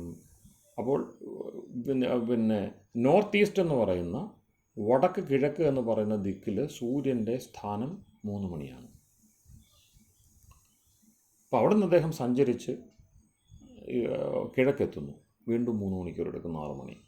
ഇതിനിടയ്ക്ക് സരസ്വതി യാമം എന്ന് പറയുന്ന പ്രധാനപ്പെട്ട യാമം എന്തിനു വേണ്ടിയാണ് എന്നതിൻ്റെ അതിവിശദമായ വിധിവിധാനങ്ങളും വിവരണങ്ങളും നമ്മളുടെ ശാസ്ത്രങ്ങളിലുണ്ട്. അത് വെറുതെ വിധാനം ചെയ്തതല്ല, അതെല്ലാം നമ്മളുടെ പരമ്പരയിലെ ഓരോ കർമ്മങ്ങളും നോക്കുമ്പോൾ അറിയാൻ കഴിയും. ഇക്കാലത്ത് പോലും അതെല്ലാം വീണ്ടെടുക്കേണ്ടതുണ്ട് നമുക്ക്. അപ്പം ഇവിടെ സർവധർമാൻ പരിത്യജ്യ മാമേകം ശരണം വ്രജ, ഈ നേരത്തെ പറഞ്ഞ പോലെ ഇത്തരം വിധിവിധാനങ്ങളൊക്കെ ഇരിക്കെ ഇപ്പോൾ ഓരോ മണിക്കൂറിലും ചെയ്യേണ്ട കാര്യങ്ങൾ കിടക്കുക. അപ്പോൾ ഇങ്ങനെ എണ്ണമറ്റ ആചാരവിചാരങ്ങൾ, നിർദ്ദേശങ്ങൾ, വിധിവിധാനങ്ങൾ, വിധി നിഷേധങ്ങൾ ഒക്കെ അങ്ങനെ കിടക്കെ ഞാൻ എന്ത് ചെയ്യണം? ഏത് നിമിഷവും ഇതെല്ലാം, അതായത് ഓരോന്നും ചെയ്യുന്ന എന്തെങ്കിലും ഒരു ഉദ്ദേശത്തിന് വേണ്ടിയാണ്. ഏത് കർമ്മത്തിനും ഒരു ഉദ്ദേശം ഉണ്ടാവും. ആ ഉദ്ദേശം മുഴുവനും ഈശ്വരാർപ്പിതമായിട്ട് മാറിയില്ല എങ്കിൽ, വ്യത്യസ്ത കർമ്മങ്ങൾ മുഴുവനും ഈശ്വരാർപ്പണം എന്ന് പറയുന്ന ഏകാഗ്രമായ സ്ഥാനത്ത് ഹോമകുണ്ഡത്തിൽ എത്തിയില്ല എങ്കിൽ, യജ്ഞാർത്ഥം ആയില്ലെങ്കിൽ, കാരണം അവിടെ പറഞ്ഞിത്രേ ഉള്ളൂ, യജ്ഞാർത്ഥാത് കർമ്മണോ എത്ര ലോകോയം കർമ്മബന്ധന യജ്ഞോ വൈ വിഷ്ണു. നമ്മോടൊപ്പമുള്ള ഈശ്വരൻ്റെ സാന്നിധ്യം അല്ലെങ്കിൽ ഈശ്വരനെയാണ് വിഷ്ണു എന്ന് പറയുന്നത്. അതിനാണ് യജ്ഞം. യജ്ഞോ വൈ വിഷ്ണു. ഈശ്വരൻ്റെ നിത്യസാന്നിധ്യത്തെ അറിയുന്ന ഒരാൾക്ക് മാത്രമേ യജ്ഞം ചെയ്യാനാവുകയുള്ളൂ. അത് അഗ്നിഹോത്രാദി കർമ്മങ്ങളാകട്ടെ, മറ്റു തരത്തിലുള്ള സേവാ പ്രവർത്തനങ്ങളാകട്ടെ, അവനവന് വേണ്ടിയല്ലാത്ത കർമ്മങ്ങളാവട്ടെ, അവനവന് വേണ്ടി മാത്രമല്ലാത്ത. അതുകൊണ്ടാണ് അത് ആ യജ്ഞ സംസ്കാരമാണ് ആത്മോപദേശ ശതകത്തിൽ ഗുരുദേവന് സംഗ്രഹിച്ചിരിക്കുന്നത്. അവനവൻ ആത്മസുഖത്തിന് ആചരിക്കുന്നത് അവരെന്നും സുഖത്തിനായി വരേണം. ആത്മസുഖത്തിന് വേണ്ടി ചെയ്യുന്നത് അവരുടെ സുഖത്തിന് വേണ്ടി കൂടെ ആകുമ്പോഴാണ് അത് യജ്ഞമാകുന്നത്. ആ യജ്ഞം എന്ന ഒരൊറ്റ വാക്കിൻ്റെ വിസ്താരമാണ് ആദ്യത്തെ ശ്ലോകം. യജ്ഞ സംസ്കാരത്തെയാണ് ആ മുഴുവൻ ഉപദേശവും വിശദമാക്കി തരുന്നത്. യഥാർത്ഥ യജ്ഞ സംസ്കാരത്തിൽ ഇത് കേവലം അഗ്നിയെ സാക്ഷിയാക്കി ചെയ്യുന്ന കാര്യങ്ങൾ മാത്രമല്ല, ജലത്തിലും യജ്ഞം നടക്കും, വായുവിലും യജ്ഞം നടക്കും, നമുക്കിടയിലും നമ്മുടെ ശരീരത്തിലും വാക്കിലും എല്ലായിടത്തും ആ യജ്ഞം നടക്കും. കാരണം യജ്ഞവുമായി വിഷ്ണു അത് വ്യാപകമാണ്, സർവ്വവ്യാപകമാണ്. അതുകൊണ്ട് ഗീത പറയും, യജ്ഞാർത്ഥാത് കർമ്മണോന്യത്ര ലോകോയം കർമ്മബന്ധന. ഗീതയിലെ ഏറ്റവും പ്രധാനപ്പെട്ട ശ്ലോകം അല്ലെങ്കിൽ ഗീതാ സന്ദേശം, ഗീതാ സാരം എന്തെന്ന് ചോദിച്ചാൽ ഞാൻ ഈ ശ്ലോകത്തെ ആയിരിക്കും നിർദ്ദേശിക്കുക. യജ്ഞാർത്ഥാത് കർമ്മണോന്യത്ര ലോകോയം കർമ്മബന്ധന തദർത്ഥം കർമ്മകൗന്ദേയ മുക്തസംഗ സമാചര. യജ്ഞാർത്ഥമായിട്ട് വിഷ്ണുവിന് സമർപ്പിക്കാൻ പറ്റുന്ന, സർവത്ര നിറഞ്ഞിരിക്കുന്ന ഈശ്വരസ്വരൂപത്തെ കണ്ടുകൊണ്ട് അവന് സമർപ്പിക്കുവാൻ കഴിയുന്ന കർമ്മങ്ങൾ ചെയ്തുകൊണ്ട് നീ മുക്തനായിക്കൊള്ളുക. അല്ലെങ്കിലോ ഉറപ്പാണ്, എന്ത് കർമ്മം ചെയ്താലും നീ ബന്ധനത്തിലാവും. മുക്തസംഗ, സംഘം ത്യജിക്കണം, പറ്റ് ഇല്ലാതിരിക്കണം. പറ്റില്ലാത്ത കർമ്മം എന്ന് പറഞ്ഞാൽ അതൊന്നേ ഉള്ളൂ, ഈശ്വരനെ കാണാതെ ചെയ്യില്ല. ഈശ്വരനെ കാണാതെ, ഈശ്വരൻ്റെ സാന്നിധ്യം ഉറപ്പിക്കാതെ, ഈശ്വരന് വേണ്ടിയല്ലാതെ, ഈശ്വരൻ്റെ മുമ്പിൽ അംഗീകാരം കിട്ടാത്ത, ഈശ്വരൻ ഏറ്റുവാങ്ങാത്ത കർമ്മമല്ലാത്തതൊന്നും ഞാൻ ചെയ്യുന്നില്ല എന്നുള്ള നിഷ്ഠയാണ്. അവിടെയാണ് ധർമ്മസങ്കടങ്ങൾ ഉണ്ടാകുമ്പോൾ അതിനെല്ലാം കളയുക. ആ സർവത്വം എന്ന് വെച്ചാൽ ഏത് വഴിക്കും പോകാവുന്ന ഞാൻ ആദ്യം അതുകൊണ്ടാണ് പറഞ്ഞത്, ഏകാന്ത ഭക്തിയാണ് ഗീതയുടെ വിഷയം. ഏകാന്തതയുടെ അർത്ഥം എന്താണ്? ഏവമേവനാന്യഥ, ഇങ്ങനെയാണ്, ഇത് വേറൊരു വഴിക്ക് ചെയ്തിട്ട് കാര്യവുമില്ല. അതേ കാര്യമാണ് മൂലമന്ത്രത്തിലുള്ളത്. പറയും, ഏവം ത്വയി നാന്യഥേ തോസ്ഥി ന കർമ്മലിപ്യതയെന്നറി. രണ്ടാമത്തെ മന്ത്രത്തിൽ ഞാനത് വിശദമായിട്ട് അതിൻ്റെ അർത്ഥം നേരത്തെ നമ്മൾ ചെയ്തുപോലെ തന്നെ ചെയ്യാം. എന്നാലും ഈ ചോദിച്ച ചോദ്യം ഇതുമായി ഏറ്റവും ബന്ധപ്പെട്ട് നിൽക്കുന്നതാണ്. രണ്ടാമത്തെ മന്ത്രം യാനത്തെ സംബന്ധിച്ചുള്ള രണ്ടാമത്തെ യാനം, പിതൃയാനം. ഇതെല്ലാം വേറിട്ട് നിൽക്കുന്നതായിട്ടല്ല, എല്ലാം പരസ്പര ബന്ധിതമാണ്. കാരണം മനുഷ്യൻ്റേതാണ്, ആത്മാവിൻ്റേതാണ് എന്നതുകൊണ്ട് ഇതിനെ വേറിട്ട വഴികളായിട്ട് കാണേണ്ട, എല്ലാം പരസ്പര പൂരകങ്ങളായിട്ട് നിൽക്കുന്നതാണ്. ഒന്നും മറ്റൊന്നിനെ പോഷിപ്പിച്ചുകൊണ്ടല്ലാതെ ബാധയായിട്ട് ഒരിക്കലും നിൽക്കില്ല. അതിനെ സാകല്യേന കാണണമെന്ന് മാത്രമേ ഉള്ളൂ. അതിൻ്റെ വേദപരിസരത്തിൽ അതിനെ കാണണം. ആ മന്ത്രം വേദപരിസരത്തിൽ നോക്കാതെ ഉപനിഷത്തിൽ നിന്ന് മാത്രം കണ്ടു കഴിഞ്ഞാൽ അതിനർത്ഥം കിട്ടില്ല. അതാണ് പലപ്പോഴും ഈ പറയുന്ന അർത്ഥങ്ങളൊന്നും ഔപനിഷിക വ്യാഖ്യാനങ്ങളിൽ കാണാതെ പോകുന്നത്.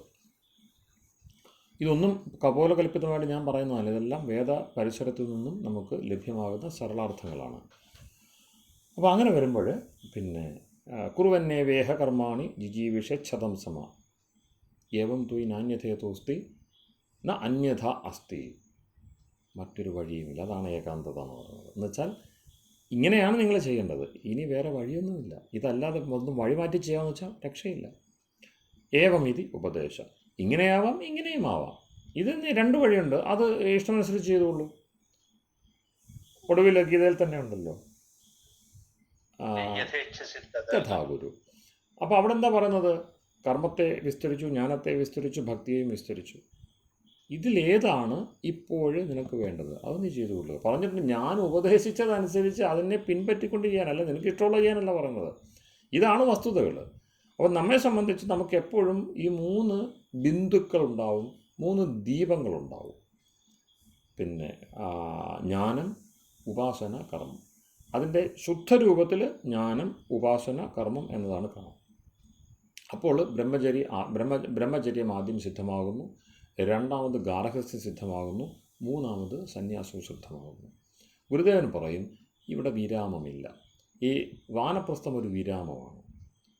സമൂഹത്തിലല്ലാതെ വ്യക്തി പെരുമാറുന്നില്ല. സാമൂഹ്യ ജീവിതമാണ് വാനപ്രസ്ഥം, അദ്ദേഹം അംഗീകരിക്കുന്നില്ല അത്.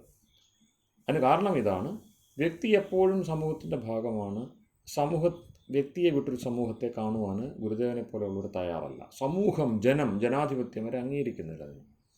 കാരണം മനുഷ്യൻ തയ്യാറാവാതെ, ഓരോ വ്യക്തിയും തയ്യാറാവാതെ ഇതെല്ലാം വെറും വ്യവസ്ഥകളാണ്, വെറും കപോലകൽപ്പിതങ്ങളായിട്ടുള്ള എന്താണ് പറയുന്നത് പ്രസ്താവങ്ങൾ മാത്രമാണ്. ഒരു നിജത്വമില്ല. ശങ്കരൻ്റെ ഭാഷ പറഞ്ഞാൽ മായയാണിത്, മായാക്രമങ്ങളാണ്. പിന്നെ ജനം, എവിടെയാണ് ജനം? ആരോ കൽപ്പിച്ചു കൂട്ടി എന്തോ ഒരു സാധനത്തിന് ജനമെന്ന് വിളിക്കുകയാണ്. ജനം ഇളകി മറിഞ്ഞു. എത്ര പേരുണ്ടായിരുന്നു? ജനം വോട്ട് ചെയ്തു. എത്ര ശതമാനം വോട്ട് ചെയ്തു? അപ്പോൾ ഇതിനെയെല്ലാം നമുക്ക് പിന്നെ തലനാരിഴ കീറി പരിശോധിക്കേണ്ടതുണ്ട്. അപ്പോൾ അവിടെ പിന്നെ അദ്ദേഹം പറയുന്നത് ഓരോ വ്യക്തിയുടെയും സ്വാതന്ത്ര്യത്തിലേക്ക് എത്തിക്കഴിയുമ്പോൾ ഈ സമൂഹ പരിസരം എന്ന് പറയുന്നത് സ്വാഭാവികമായിട്ട് സിദ്ധമാകുന്നതാണ്. നമ്മൾ കുറച്ച് പേരെ കൂട്ടിയാൽ, പൈസ കൊടുത്ത് കുറേ ആളെ കൂട്ടി സമ്മേളനങ്ങൾ നടത്തി, സമ്മേളനങ്ങൾ പിരിഞ്ഞു തീർന്നു. അവിടെ എന്ത് ചെയ്തു? പ്ലക്കാർഡുകൾ വന്നു, എന്തോ ചില സന്ദേശങ്ങൾ പോയി. അല്ലാതെ അവിടെ സമൂഹം തയ്യാറായിട്ടില്ല, ജനം തയ്യാറായിട്ടില്ല. ഈ രാഷ്ട്രീയ അഭ്യാസങ്ങളെല്ലാം വെറും അഭ്യാസങ്ങൾ, പ്രകടനങ്ങളും മാത്രമായിട്ട് തീരുന്നതിന് കാരണം സാമൂഹ്യ പരിസരമേ ഉള്ളൂ, വ്യക്തി അവിടെ ഇല്ല, വ്യക്തി രൂപപ്പെടുന്നില്ല. അതുകൊണ്ട് വ്യക്തിയെ രൂപീകരിക്കുവാൻ വേണ്ടി 3 കാര്യം മതി. ഇടയ്ക്ക് വിരാമം വേണ്ട, റിട്ടയർമെൻ്റ് ഇല്ല. ഈ കർമ്മത്തിൽ പിന്നെ വ്യക്തിയുടെ സമൂഹ നിർമ്മാണ കർമ്മം, അതാണ് വേദത്തിൻ്റെ ആദേശം. വ്യക്തി രൂപപ്പെടണമെങ്കിൽ സമൂഹം ഉണ്ടായാൽ മതിയാകും. സമൂഹം സ്വാഭാവികമായിട്ട് രൂപപ്പെട്ടുള്ളൂ. ഓരോ വ്യക്തിയും തയ്യാറായാൽ അത് പൊതുസമൂഹമായിട്ട്, പൊതുധാരണയായിട്ട്, പൊതുചിന്തയായിട്ട്, പുതുമയായിട്ട്, സർവ്വസാധാരണത്വമായിട്ട് മാറിക്കൊള്ളും. അതുകൊണ്ടാണ് സർവം എന്ന് പറയുന്നത് പലത് ചേർന്നത്. ഈ പലത് ചേർന്നതൊന്നും പ്രവർത്തിക്കില്ല. അതുകൊണ്ട് എന്ത് പറയുന്നു? സമത്വം, യോഗ ഉച്യതേ, യോഗ കർമ്മസ്വ കൗശലം. ഇങ്ങനെ യോഗത്തെ ഗീത പറയാൻ ആഗ്രഹിക്കുന്ന യോഗമുണ്ട്. ഈശ്വരനുള്ള ചേർച്ചയ്ക്കാണ് അവിടെ യോഗം എന്ന് പറയുന്നത്. അവിടെ യുജ സമാധവുമല്ല, നേരത്തെ നമ്മൾ സംസാരിച്ചിട്ടുള്ളതാണ്. പാതഞ്ജല യോഗദർശനത്തിൽ യുജസമാധവുമാണ് യോഗ ശബ്ദത്തിൻ്റെ ധാതുവെങ്കിൽ, ഗീതയിൽ പിന്നെ ഭഗവത്ഗീതായാം യോഗശാസ്ത്രി എന്ന് പറയുന്നിടത്ത് ആ യോഗ ശബ്ദത്തിൻ്റെ അർത്ഥം യുജ സമാധുവല്ല, യുജൊരു യോഗയാണ്. ഓരോന്നും എവിടെയാണോ അത് ചേരേണ്ടത് അവിടെ ചേർക്കുക. അസംബ്ലൻസ് അല്ലെങ്കിൽ അസംബ്ലേജ് കൃത്യമാവുക. പറയും പരസ്പരം ഭാവയന്ത ശ്രേയ പരമവാപ്സ്യത. പ്രധാനപ്പെട്ട ഒരു നിർദ്ദേശമാണ്. പരസ്പര ഭാവനം ചെയ്തുകൊള്ളുക, എങ്കിൽ മാത്രമേ പരമമായ ശ്രേയസ് ഓരോ വ്യക്തിക്കും കിട്ടുകയുള്ളൂ. ഈ അനുശാസനത്തെ കുമാരനാശാൻ അതിമനോഹരമായിട്ട് പിന്നെ ആദേശമാക്കിക്കൊണ്ട് മതപരിവർത്തന സ്വാതന്ത്ര്യം തുടങ്ങിയുള്ള അദ്ദേഹത്തിൻ്റെ ഉദ്ബോധനങ്ങളിലും മറ്റ് പല ഗ്രന്ഥങ്ങളിലും പറയുന്നുണ്ട്. അതിൻ്റെ ഒരു സാരവാക്യം ഇതാണ്: നാം ഒറ്റയ്ക്കൊറ്റയ്ക്ക് തേടുക, ഒറ്റയ്ക്കൊറ്റയ്ക്ക് നേടുക സാധ്യമല്ല, ഒറ്റയ്ക്കൊറ്റയ്ക്ക് അനുഭവിക്കാം. അപ്പോൾ ഒറ്റയ്ക്കൊറ്റയ്ക്ക് തേടുക സാധ്യമല്ല, ഒറ്റയ്ക്കൊറ്റയ്ക്ക് നേടുക സാധ്യമല്ല, ഒറ്റയ്ക്കൊറ്റയ്ക്ക് അനുഭവിക്കാം. അനുഭവം ഒറ്റയ്ക്കൊറ്റയ്ക്കാവാം. സാമൂഹികമായ അനുഭവം, അങ്ങനെ ഒരു അനുഭവമില്ല. ഓരോ വ്യക്തിയുടെ അവിടെ എല്ലാം ആപേക്ഷികത വരുന്നു. പക്ഷേ നിശ്ചയമായിട്ടും നമ്മൾ ഒരുമിച്ച് തേടുന്നു, ഒരുമിച്ച് നേടുന്നു, ഒറ്റയ്ക്കൊറ്റയ്ക്ക് അനുഭവിക്കുന്നു. ഇവിടെ എല്ലാം കർമ്മം, ജ്ഞാനം, ഉപാസന, ഈ കാര്യങ്ങളെല്ലാം അതിൻ്റെ ക്രമത്തിൽ വന്നുകൊള്ളും. അപ്പോൾ അവിടെ സമൂഹം എന്ന് പറയുന്നതല്ല, നമ്മൾ ജ്ഞാനത്തിലൂടെ ഒന്നാവണം. ബ്രഹ്മചര്യം, എല്ലാവരും ബ്രഹ്മചര്യം പാലിക്കണം. എല്ലാവരും ബ്രഹ്മചര്യം പാലിക്കുകയാണെങ്കിൽ അവിടെ സ്വാഭാവികമായ ഒരു സാമൂഹിക വ്യവസ്ഥിതി തനിയെ ഉണർന്നു പോകും. ഇതിൽ ആരെങ്കിലും ബ്രഹ്മചര്യ നിഷ്ഠ തെറ്റിച്ചു കഴിഞ്ഞാൽ, വേദത്തിലൂടെ സഞ്ചരിക്കുന്നത് വിടുകയോ, വേദവുമായിട്ടുള്ള സംബന്ധം വിടുകയോ, വേദം നിർദ്ദേശിക്കുന്ന ഈശ്വരനെ, മൂർത്തികളെയല്ല, ഈശ്വരനെ, ശുദ്ധ ചൈതന്യത്തെ, സർവത്ര നിറഞ്ഞിരിക്കുന്ന സൃഷ്ടികർത്താവിനെ, പരമൈശ്വര്യ വസ്തുവിനെ, പരമനിധാനത്തെ, കർമാധ്യക്ഷനെ മറന്നുകൊണ്ടുള്ള ഏത് ക്രമീകരണങ്ങളും അവ്യവസ്ഥയെ സൃഷ്ടിക്കുകയുള്ളൂ. അതിലൂടെ ഒരു ക്രമീകരണം നമുക്ക് സാധ്യമല്ല. അപ്പോൾ ബ്രഹ്മചര്യം ഉണ്ടായാൽ സഹജമായിട്ടും സമൂഹം സിദ്ധമാകും. ബ്രഹ്മചര്യത്തിലൂടെ അല്ലാത്തൊരു സമൂഹത്തിന് ഒരിക്കലും രാഷ്ട്രമായിരിക്കാൻ സാധിക്കില്ല. അതുകൊണ്ട് പറയും, അഥർവം പറയും, പരിരക്ഷണത്തിൻ്റെ ശാസ്ത്രം അഥർവം പറയും, ബ്രഹ്മചര്യേണ കന്യാ യുവാനം വിന്ദതേ പതിം. ഒരു മികച്ച ഭർത്താവിനെ, അവൾ ആഗ്രഹിക്കുന്ന ഒരു ഭർത്താവിനെ ഒരു സ്ത്രീക്ക് കിട്ടണമോ, അവൾ ബ്രഹ്മചര്യം പാലിച്ചിരിക്കണം. യുവാവായ, നിത്യയുവാവായ, മരണകാലം വരെ ആസ്വദിച്ച് ജീവിതത്തെ ആസ്വദിക്കാൻ പാകത്തിനുള്ള ഒരു പതിയെ ഒരു യുവതി നേടുന്നത് അവളുടെ ബ്രഹ്മചര്യത്തിലൂടെയാണ്. ബ്രഹ്മചര്യേണ തപസ്സാ രാജാ രാഷ്ട്രം വിരക്ഷത്. രാഷ്ട്രത്തിൻ്റെ വിരക്ഷ, വിശേഷമായ രക്ഷയെ ഏതെങ്കിലും ഒരു രാജാവ് ചെയ്യുന്നുണ്ടോ എങ്കിൽ ബ്രഹ്മചര്യമാകുന്ന തപസ്സിലൂടെയാണ് അത് സാധിക്കുന്നത്. ബ്രഹ്മചാരി അല്ലാത്ത ഒരാൾക്ക് രാജാവായിരിക്കാൻ കഴിയില്ല. നമുക്ക് രാജഭോഗങ്ങൾ ഉണ്ടായപ്പോഴാണ്, രാജാക്കന്മാർ ഭോഗമൂർത്തികളായിട്ട് മാറിയപ്പോൾ, ത്യാഗമൂർത്തികളാകുന്നതിന് പകരം ഭോഗമൂർത്തികളായി മാറിയപ്പോൾ, ബ്രഹ്മചര്യമില്ലാത്ത രാജാക്കന്മാർക്കിടയിലാണ് ഈ മഹാരാഷ്ട്രം മുറിഞ്ഞ് മാണ്ഡലിക രാജ്യങ്ങളായിട്ട് മാറി, വെറും പ്രദേശങ്ങളായിട്ട് മാറി, പുറത്തുനിന്ന് ആരൊക്കെയോ വന്ന് എന്തൊക്കെയോ കൊയ്തെടുത്തുകൊണ്ട് പോയി നമ്മൾ ഇങ്ങനെ സംസ്കാരം അന്യം നിൽക്കുന്ന അവസ്ഥയിലേക്ക് മാറി. അപ്പം ബ്രഹ്മചര്യേണ തപസാ രാജാ രാഷ്ട്രം വിരക്ഷതി. ബ്രഹ്മചര്യമാകുന്ന തപസ്സുകൊണ്ടാണ് രാജാവ് രാഷ്ട്രത്തിൻ്റെ വിശേഷമായ രക്ഷയെ ചെയ്യുന്നത്. അപ്പോൾ ഇവിടെ ആ ബ്രഹ്മചര്യം എന്ന് പറയുന്ന കാര്യം വിട്ടുകൊണ്ട് ഏതൊരു ധർമ്മം സ്വീകരിച്ചാലും ഒരു പ്രയോജനവുമില്ല. അതുകൊണ്ടാണ് പലതെന്ന് പറയുന്നതിനെ വിട്ടുകൊള്ളുക. ആ ധർമ്മങ്ങളൊക്കെയും എവിടെ സിദ്ധമായിക്കൊള്ളും? ബ്രഹ്മചര്യത്തിൽ സിദ്ധമായിക്കൊള്ളും, യജ്ഞത്തിൽ സിദ്ധമായിക്കൊള്ളും. അതുകൊണ്ടാണ് യജ്ഞാർത്ഥാത് കർമ്മണോന്യത്ര ലോകോയം കർമ്മബന്ധന. ഈ കർമ്മം ലോകത്തിന് ജോലി ഉണ്ടാക്കുന്നു, ജോലിപ്പാടുണ്ടാക്കുന്നു. കർമ്മത്തിൽ ഉദ്ദേശിച്ച പോലെ ഫലസിദ്ധി ഉണ്ടാകുന്നില്ല, വിഷമങ്ങൾ കൂടുന്നു. ഓരോ കർമ്മവും ഓരോരുത്തരും ഏറ്റെടുക്കുന്നത് എന്തെങ്കിലും നേട്ടത്തിന് വേണ്ടി. ആ നേട്ടങ്ങളിൽ നിന്ന് വഞ്ചിതരാകുന്നു. ഈ അവസ്ഥ എന്തുകൊണ്ടുണ്ടാകുന്നു? യജ്ഞാർത്ഥമല്ലാത്തതുകൊണ്ട്. ഈശ്വരന് യോഗ്യമല്ലാത്ത കർമ്മങ്ങൾ ചെയ്ത് നേട്ടം കൊയ്യാം എന്ന ഈശ്വരീയമായ വ്യവസ്ഥയിൽ വിചാരിച്ചിട്ട് കാര്യമില്ല. അഥർവം പറയും, ഇതം ബ്രഹ്മലോകം മഹീയത്തെ. ഇത് മഹത്വപ്പെടുന്നത് ബ്രഹ്മലോകമായതുകൊണ്ടാണ്. ബ്രഹ്മലോകമായതുകൊണ്ട് മഹത്വപ്പെട്ടിരിക്കുന്ന ഒരിടത്തിരുന്ന് അബ്രാഹ്മമായ കാര്യങ്ങൾ, ബ്രാഹ്മ്യല്ലാത്ത വ്യവഹാരങ്ങൾ ചെയ്തുകൊണ്ട് യാതൊരു നിലയും നമുക്ക് ഉണ്ടാക്കിയെടുക്കുവാനാവില്ല. അതുകൊണ്ടാണ് ബ്രാഹ്മ മുഹൂർത്തത്തിൽ ഉണർന്നുകൊണ്ട്, ബ്രഹ്മബോധത്തിൽ നിന്നുകൊണ്ട് ഭാഗ്യത്തെ ഉണരണം. ഓരോ ദിവസവും സമ്മാനപ്പൊതിയാണ്, അത് ഏറ്റുവാങ്ങണം. അങ്ങനെ ഏറ്റുവാങ്ങിപ്പോകുമ്പോൾ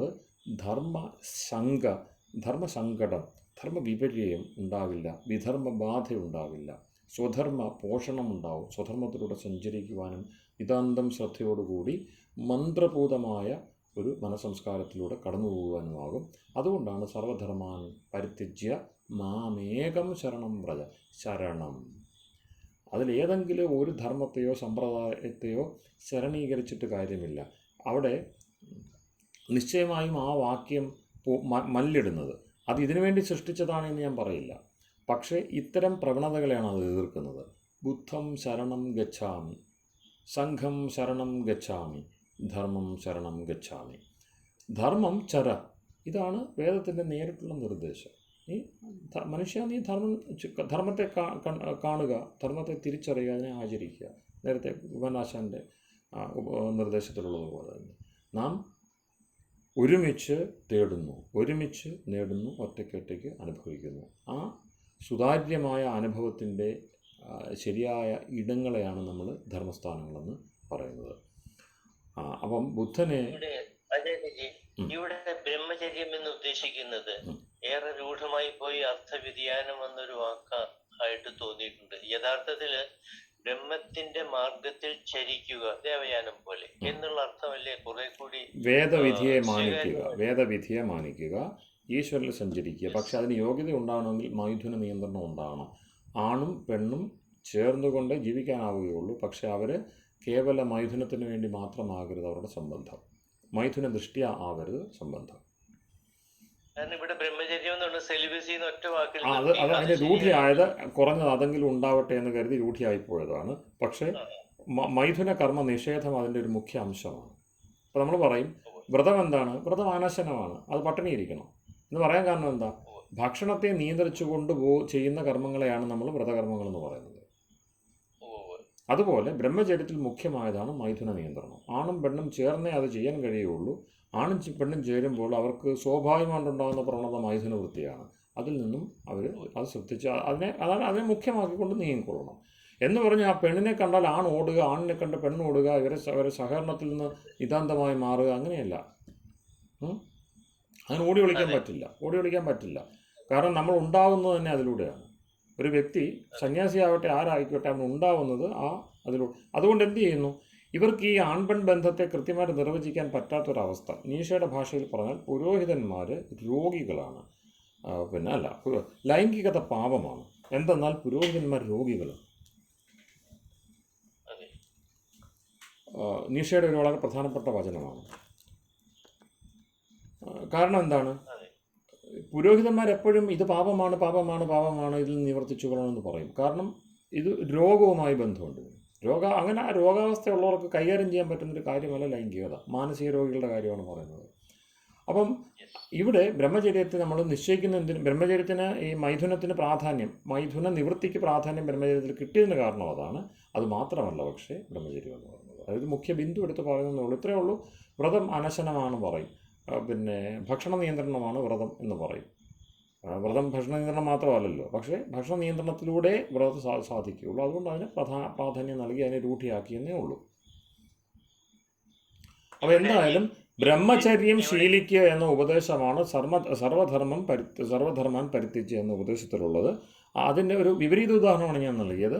ധർമ്മം ചര എന്ന് മാത്രം വേദം പറയുമ്പോൾ ചില സമ്പ്രദായങ്ങൾ വന്നിട്ട് പറയുന്നു ബുദ്ധൻ്റെ സംഘത്തിലൂടെ നീ ധർമ്മത്തെ ശരണീകരിച്ചാലും.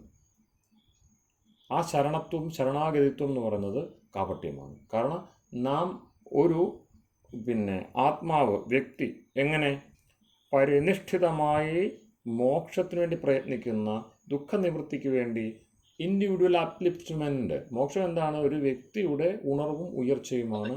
അതിന് വിഘാതമാണ് ഏതെങ്കിലും ഒരു സംഘത്തിൻ്റെ ബലിയാടാവുക, ഏതെങ്കിലും ഒരു വ്യക്തിയുടെ ബലിയാടാവുക. ധർമ്മം നമ്മളെ ബലിയാടാക്കില്ല. ബലികർമ്മങ്ങളും ഈ പറയുന്ന ബാക്കിയുള്ള എല്ലാത്തരം ദുർവ്യസനങ്ങളും മതപരമായിട്ടുള്ള ദുരവസ്ഥകളും ഒക്കെ അങ്ങനെയുള്ള ആളുകളുടെ സൃഷ്ടികളാണ്. അപ്പോൾ അതിൽ നിന്നും ധർമ്മം ചരിക്കുക എന്ന് മാത്രം വേദം പറയുമ്പോൾ ഈ മാർഗത്തിലൂടെ മാത്രം പോവുക എന്നുള്ള ഒരു നിർദ്ദേശം വന്നപ്പോൾ, അങ്ങനത്തെയുള്ള പ്രവണതകൾ കണ്ടപ്പോൾ, അല്ലെങ്കിൽ അത്തരത്തിലുള്ളൊരു സംശയത്തിൻ്റെ നിഴലിൽ ഭക്തി ആവുന്നു എന്ന് വരുമ്പോഴാണ് ശ്രീകൃഷ്ണൻ്റെ ഉപദേശം വന്നത്. ശ്രീകൃഷ്ണൻ അവിടെ പരമാത്മാവിൻ്റെ പ്രതീകമായി നിന്നുകൊണ്ട്, മുക്തപുരുഷനായി നിന്നുകൊണ്ട് സംസാരിക്കുകയാണ്. അദ്ദേഹത്തിലൂടെ പറയുന്നതെല്ലാം പരമാത്മാവാണിയാണ്. അപ്പോൾ വേദത്തിൽ ഏത് ഭാഷ ഉപയോഗിച്ചോ അതേ ഭാഷയിലൂടെയാണ് ഗീത അവിടെ പറഞ്ഞത്. അവിടെ ശ്രീകൃഷ്ണൻ എന്ന വ്യക്തിയില്ല. പകരം ശ്രീകൃഷ്ണൻ എന്നുള്ള വ്യക്തിയുടെ ഉപദേശമാണ് എന്ന് പറയുമ്പോഴാണ് ഈ സമ്പ്രദായ ഭേദങ്ങളൊക്കെ ഉണ്ടായത്. അതിൻ്റെ അർത്ഥം മാറിപ്പോയി. ശ്രീകൃഷ്ണനാണ് പരമാത്മാവ്. അതുകൊണ്ട് ശ്രീകൃഷ്ണനെ മൂർത്തിയായിട്ട് കണ്ടുകൊണ്ട് ആചരിക്കുക എന്ന് പറയുന്ന ഗോസായി സമ്പ്രദായങ്ങളും മറ്റും വന്നത്. അതൊക്കെ പിന്നീട് വന്ന വകഭേദങ്ങളാണ്. ഇതൊന്നുമില്ലാതെ ഗീത സഞ്ചരിച്ച കാലമുണ്ട്. ശാങ്കരഭാഷ്യം അതിന് പ്രമാണമാണ്. ആദ്യം നമുക്ക് ഇപ്പോൾ ചരിത്രപരമായിട്ട് ലഭ്യമാകുന്ന ശാങ്കരഭാഷ്യമാണ്, ഒന്നാമത്തെ ഗീതാഭാഷ്യം. അതിൽ അദ്ദേഹം വേദസാരശാസ്ത്രമിതം എന്ന് പറയുന്നു. ഇത് ഉപനിഷത്താവുന്ന പിന്നെ പശുക്കളെ കടഞ്ഞ പാലാണ് എന്നല്ല ശങ്കരൻ പറയുന്നത്. ആദിശങ്കരൻ പറയുന്നത് വേദസാരത്തെയാണ്. ഈ വേദസാരത്തെ ശാസ്ത്രമാക്കി ഇവിടെ അവതരിപ്പിച്ചത്. ഗീതാശാസ്ത്രമിതം, ഇത് ശാസ്ത്രമാണ്. അപ്പം അങ്ങനെ വരുമ്പോൾ ശാസ്ത്രദൃഷ്ടിയ തന്നെ അതിൻ്റെ സേവ ചെയ്യണം. പാൽ കുടിച്ച് മധുരമൊക്കെ ഇട്ട് പാൽ കുടിക്കുന്ന ലാഘവത്തോടു കൂടി അതിനെ സമീപിച്ചിട്ട് കാര്യമില്ല. അപ്പം അതുകൊണ്ടാണ് സർവധർമാൻ പരിത്യജ്യ മാമേകം ശരണം വ്രജ. ഏകത്വം, ഏകാന്തത, ബ്രഹ്മചര്യം പാലിക്കുക. ആ ബ്രഹ്മചര്യം പാലിക്കുമ്പോൾ അതിന് വിഘാതമായിട്ടുള്ള എല്ലാത്തരം വ്യവസ്ഥകളെയും സമ്പ്രദായങ്ങളെയും ത്യജിക്കുക. അപ്പോൾ അവിടെ സർവത്വം വന്നത് ധർമ്മം എന്ന ഏക ശബ്ദമല്ല ഉദ്ദേശിച്ചിരിക്കുന്നത്. പല പല പല ധാർമ്മിക സംവിധാനങ്ങൾ ധർമ്മത്തിൻ്റെ പ്രതിരൂപങ്ങളായിട്ട് നമ്മളുടെ മുമ്പിൽ വരുമ്പോൾ അത് ഈശ്വര നിഷ്ഠയ്ക്കും ബ്രഹ്മചര്യത്തിനും യജ്ഞത്തിനും, നേരത്തെ പറഞ്ഞ യജ്ഞാർത്ഥമായ കർമ്മത്തിനുമൊക്കെ ബാധയായിട്ട് തീരും. അതുകൊണ്ട് അവയെ ത്യജിച്ചു കൊള്ളുക, ശരണീകരിക്കരുത് അവയെ. അങ്ങനെയുള്ളിടത്ത് നിൻ്റെ ഉള്ളിൽ അഹം സർവമസ്മി എന്ന ബോധ്യത്തോടിരിക്കുന്ന എന്നെ ബ്രഹ്മബുദ്ധിയോടുകൂടി ഉപാസിച്ചാലും. അതാണ് പിന്നെ അവിടുത്തെ നിർദ്ദേശം. സാക്ഷാത് അപരോക്ഷാത് ബ്രഹ്മ, എപ്പോഴും സാക്ഷാത്തായിട്ടിരിക്കുന്ന, ഒരിക്കലും അപരോക്ഷമാവാതിരിക്കുന്ന ബ്രഹ്മം. അതെന്താണ്? ഏഷത ആത്മാ സർവാന്തര, നിൻ്റെ ഉള്ളിലിരിക്കുന്ന ആ സർവാത്മാവ് ഞാനാണ്. ആ ബുദ്ധിയോടുകൂടി എന്നെ കണ്ടാൽ. അപ്പോൾ അങ്ങനെ വരുമ്പോൾ ആ വിധർമ്മ ശങ്കകൾ ഒഴിവായി പോകുന്നു. സ്വധർമ്മം അനുശീലിക്കുന്നതിൽ നിന്ന് നിന്നെ ഒന്നിനും തടയാൻ കഴിയാതെയും അത്രയും നീ ബലവാനാകുന്നു, ശക്തിപ്പെടുന്നു. അതുകൊണ്ടാണ് സർവധർമ്മം പരിത്യജിച്ച്, അല്ല എന്നെ ശരണീകരിച്ച് എനിക്ക് അടിമയായിട്ട് തീർന്ന് എൻ്റെ സമ്പ്രദായത്തെ, ശ്രീകൃഷ്ണ സമ്പ്രദായത്തെ വിളിച്ചുകൊണ്ട് പോകാനല്ല പറയുന്നത്. ഭഗവാൻ ശങ്കരനും അദ്ദേഹത്തിൻ്റെ പരമ്പരയും അദ്വൈത പരമ്പരയും ഏറ്റവും കൂടുതൽ ശ്രീകൃഷ്ണ സത്സമ്പ്രദായത്തിന് വിധേയമായിരുന്നു. സത്സമ്പ്രദായ പ്രഭു എന്നാണ് അദ്ദേഹത്തെ സർവജ്ഞാത്മൻ ശങ്കരൻ്റെ പരമ്പരയിലുള്ള ഏറ്റവും മികച്ച കേരളീയ ആചാര്യന്മാരിൽ ഒരാളായിരുന്നു സർവജ്ഞാത്മയതി. അദ്ദേഹം വിളിച്ചിരിക്കുന്നത് സത്സമ്പ്രദായ പ്രഭു, ശരിയായ സമ്പ്രദായത്തിൻ്റെ നേതാവ് എന്നാണ് ശ്രീകൃഷ്ണനെ വിളിക്കുന്നത്. അപ്പോൾ ആ നിലയിൽ അതിനർത്ഥം എടുക്കുന്നതായിരിക്കും നല്ലത്. മൂർത്തി സാറേ, ആ സംശയം മാറിയോ? കാരണം ഞാൻ പ്രകടനശ പറഞ്ഞില്ല, ഞാൻ ആകത്തുകയെ പറഞ്ഞുള്ളൂ. എപ്പോഴെങ്കിലും നമുക്കതിനെ വിസ്തരിക്കും. അല്ല, ഞാൻ ചോദിച്ച ബാക്കി അത് വ്യക്തമാണ്. ഇപ്പം പറഞ്ഞാൽ വളരെ വ്യക്തമാണ്. അതൊരു എനിക്കൊരു ചാൻസ് തന്നുകൊണ്ട് ഞാൻ ചോദിക്കട്ടെ, ഈ ഭക്തിപ്രസ്ഥാനം എന്ന് പറയുന്നത് അത് വേദകാലത്ത് തന്നെ ഉണ്ടായിരുന്നോ അത് പിന്നീട് ഏതെങ്കിലും കാലഘട്ടത്തിലാണ് അതിന്റെ ഒരു ആവിർഭാവം? അത് ഈ പഞ്ചരാത്രങ്ങൾ വന്നതോടുകൂടിയാണ് ഭക്തിപ്രസ്ഥാനങ്ങൾ വന്നത്? അത് അതിനു മുമ്പേ അതുണ്ടോ? അതോ ആ ഭക്തിപ്രസ്ഥാനത്തിന്റെ ഒരു മാനുവലാണ് ഈ പഞ്ചരാത്രങ്ങളിൽ കൂടി വന്നത്? പഞ്ചരാത്രം അതിൻ്റെ പ്രസ്ഥാന ഭേദങ്ങളിലേക്ക്, തെങ്കല വടകല, അതിലേക്കൊന്നും ഞാൻ കടക്കുന്നില്ല. പക്ഷെ അതിൻ്റെ മൂലം വേദത്തിൻ്റെ ഈ ഭക്തിരസത്തിൻ്റെ നിർവാഹനമാണ്. അതിനെ ഒഴുക്കി വിടാൻ വേണ്ടിയാണ് ചെയ്തത്. ഇപ്പം ഉദാഹരണം പറഞ്ഞാൽ നമ്മളുടെ ഈ ദയാനന്ദ അരവിന്ദ പദ്ധതിയിൽ വേദത്തെ വ്യാഖ്യാനിക്കുന്നതിന് വേണ്ടി തുനിഞ്ഞ VK നാരായണ ഭട്ടതിരിയുണ്ട്. അദ്ദേഹത്തിൽ കുറേ യജ്ഞസംസ്കാരം തുടങ്ങിയുള്ള അനേകം വേദാർത്ഥ വിചാരം, അനേകം ഗ്രന്ഥങ്ങൾ അദ്ദേഹം രചിച്ചിട്ടുണ്ട്. അപ്പോൾ അദ്ദേഹത്തിൻ്റെ മതം അനുസരിച്ച്, വിശേഷം കേരളത്തിൽ ഋഗ്വേദത്തിന് പ്രാധാന്യമുള്ള ഋഗ്വേദീയരായിട്ടുള്ള ബ്രാഹ്മണർ അനേകമുള്ള ഒരു സ്ഥാനമായതുകൊണ്ടും ശ്രദ്ധിക്കേണ്ടതാണ്. അദ്ദേഹം ഭക്തിയുടെ വേദം ഋഗ്വേദം എന്ന് അദ്ദേഹം പറയുന്നുണ്ട്. അതിനെ ഖണ്ഡിക്കുവാനാവില്ല. ഋചസ്തുതൗ എന്നതാണല്ലോ അവിടെ ധാതു.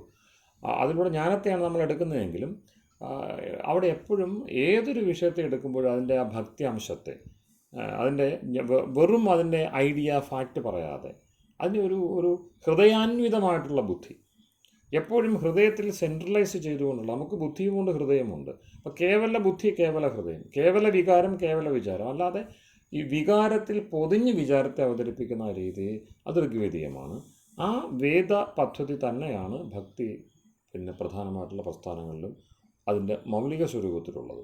അതിൽ ഒരാളെപ്പോലും നമുക്ക് മാറ്റി നിർത്താനാവില്ല. ഇപ്പോൾ യോസായ സമ്പ്രദായത്തിൻ്റെ പ്രമുഖനായിട്ടുള്ള ഒരാളാണ് വല്ലഭാചാര്യന്. എത്രയോ ഉത്തമനായിട്ടുള്ള, എത്ര ഉദാത്തമായ ദാർശനികത അദ്ദേഹം പുലർത്തിയിരുന്നുള്ള അദ്ദേഹത്തിൻ്റെ മൂലഗ്രന്ഥങ്ങൾ പഠിച്ചാൽ, പുഷ്ടിമാർഗത്തിൻ്റെ മൂലഗ്രന്ഥങ്ങൾ പഠിച്ചാൽ മനസ്സിലാവും.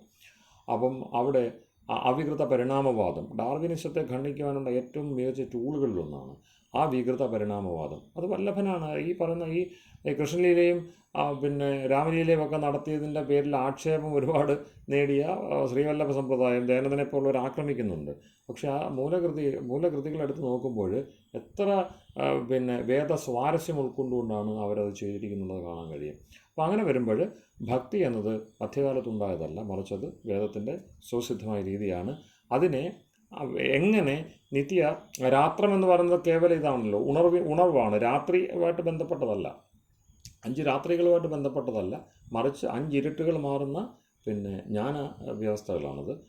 എപ്പോഴെങ്കിലും നമുക്കത് വിശദീകരിക്കാം. അപ്പോൾ അത് ഭക്തിയുമായി ജ്ഞാനമിശ്ര ഭക്തി എന്ന് പറയുന്ന ജ്ഞാനം ഇല്ലാതെ അവിടെ ഈ സർവധർമാൻ പരിത്യജ്യ എന്നിടത്ത് പിന്നെ നമുക്ക് ഇപ്പോൾ വേണമെങ്കിൽ രാമാനുജനെ കാണാം.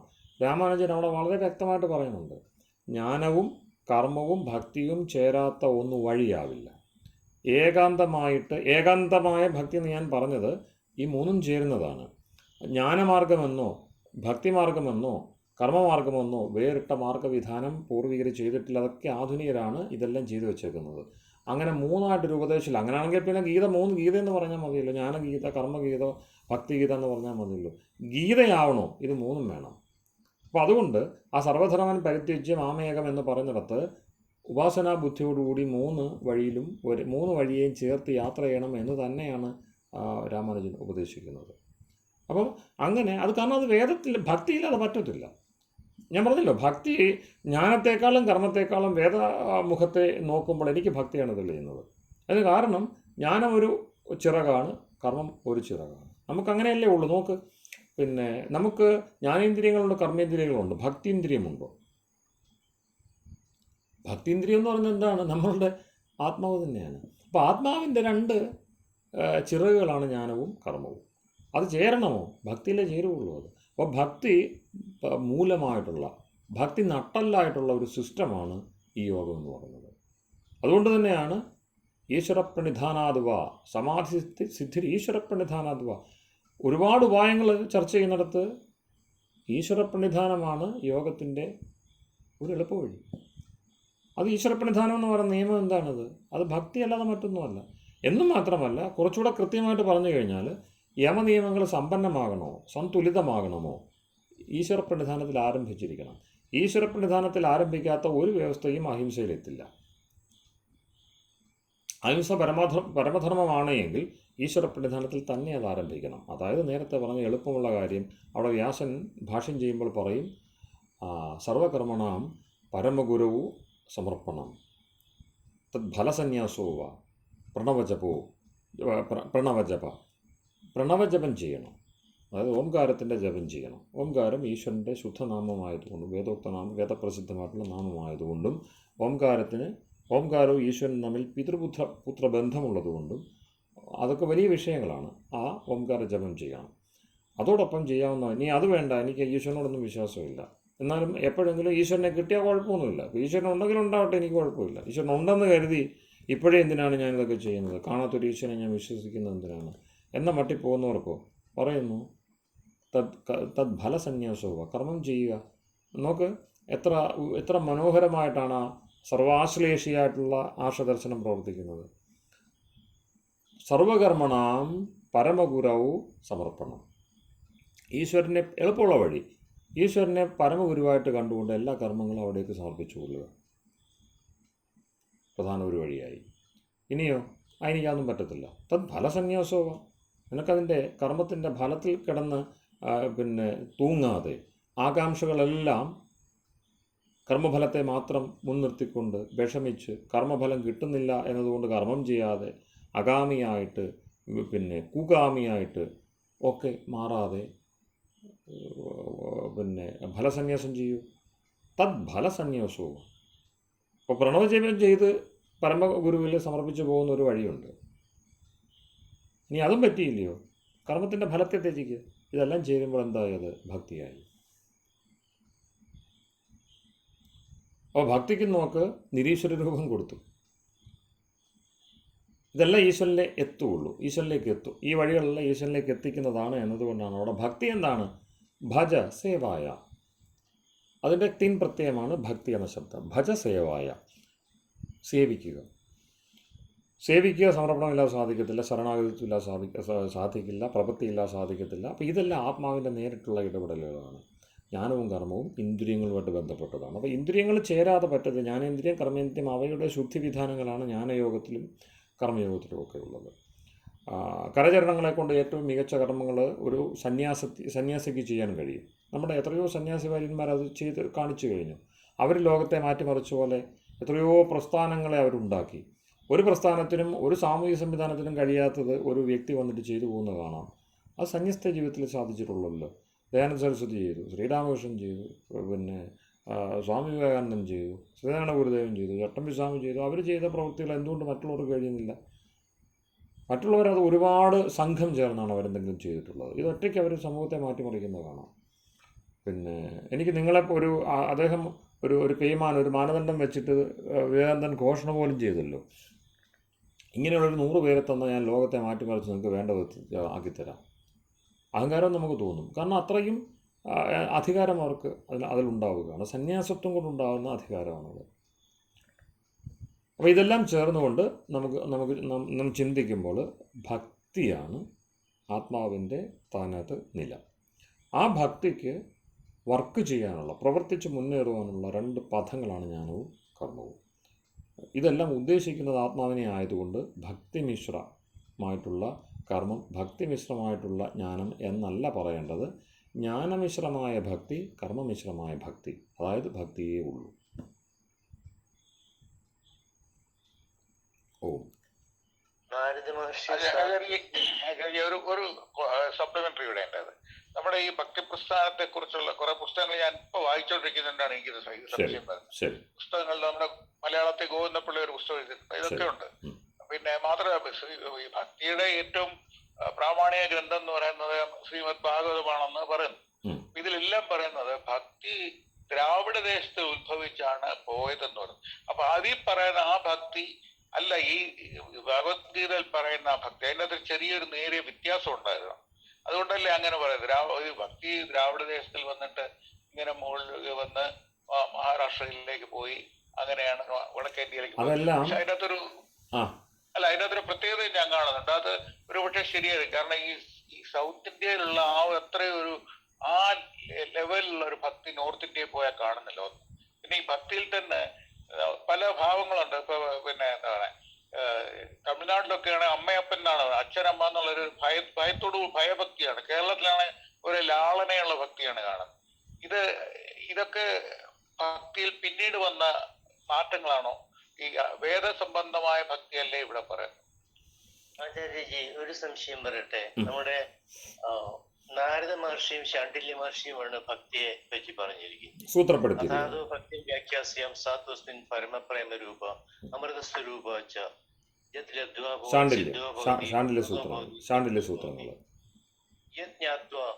സ്തബ്ധോ ഭവതി മത്തോ ഭവതി ആത്മാരാമോ ഭവതി.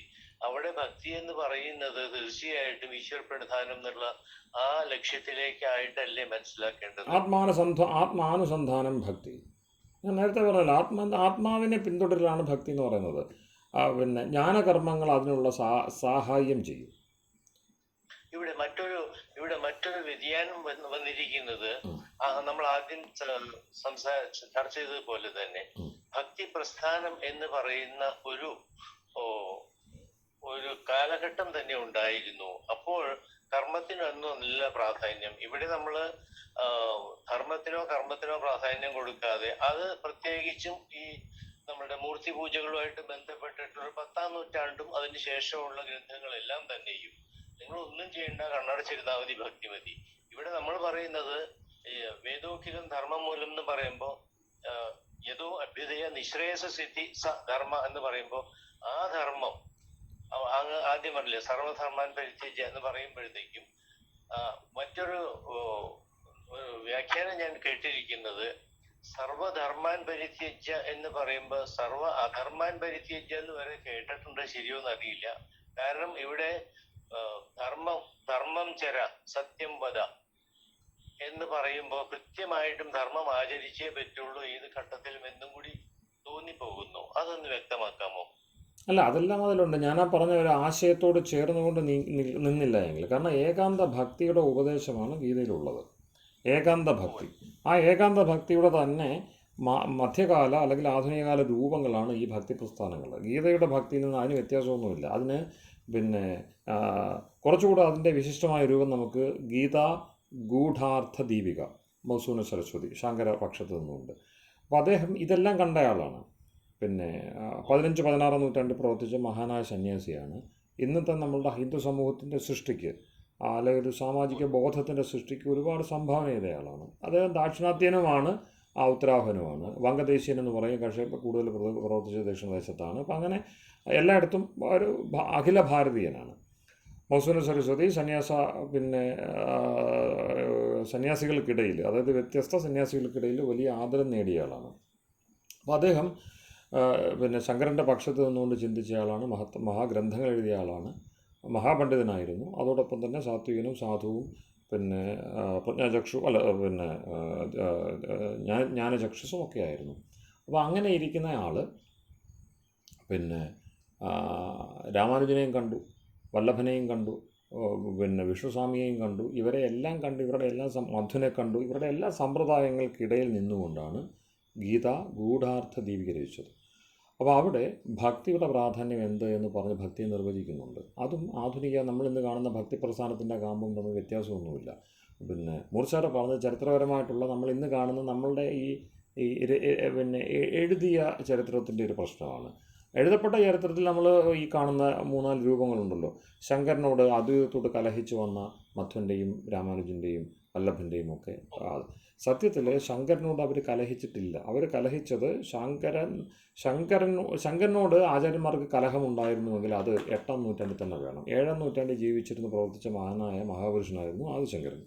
8-ാം നൂറ്റാണ്ടിൽ അദ്ദേഹത്തെ എതിർത്തുകൊണ്ട് ആരും പ്രവർത്തിച്ച് നമ്മൾ കാണുന്നില്ല. അതേസമയം 9-ാം നൂറ്റാണ്ടിലോ 10-ാം നൂറ്റാണ്ടിലോ ഒരു ഭാസ്കരാചാര്യൻ വരുന്നു ആദ്യത്തെ എതിർപ്പുമായിട്ട്. എന്താണ് കാരണം? ശാങ്കര പരമ്പരയിൽ എവിടെയൊക്കെയോ ഈ പറഞ്ഞ രീതിയിലുള്ള വ്യതിയാനങ്ങൾ, ദിശാവ്യതിയാനങ്ങൾ, പരമ്പരാഭേദങ്ങൾ വന്നു. ആ പരമ്പരാഭേദങ്ങൾക്ക് പിന്നെ വേദവിരുദ്ധതയോ അല്ലെങ്കിൽ ധർമ്മവിരുദ്ധതയോ കണ്ടുകൊണ്ടാണ് ആദ്യ പിന്നെ ഭാഷ്യങ്ങൾ ഉണ്ടാകുന്നത്. അപ്പോൾ അവിടെ ഭാസ്കര ഭാഷയിൽ ലഭ്യമാണെന്ന് നമുക്ക് രാമാനുജനോ മധ്വനോ ഒക്കെ മുമ്പേ ഈ കാര്യം ചെയ്ത ആളാണ്. അപ്പം ശാങ്കര പരമ്പരയിൽ ഉണ്ടാകുന്ന പിന്നെ ശ്ലഥങ്ങൾ, വഴിതെറ്റലുകൾ മാത്രമാണ്, തെറ്റിദ്ധാരണകളോ വഴിതെറ്റലുകളോ ഒക്കെയാണ് ഇതര പരമ്പരകൾക്ക് നിമിത്തമായത്.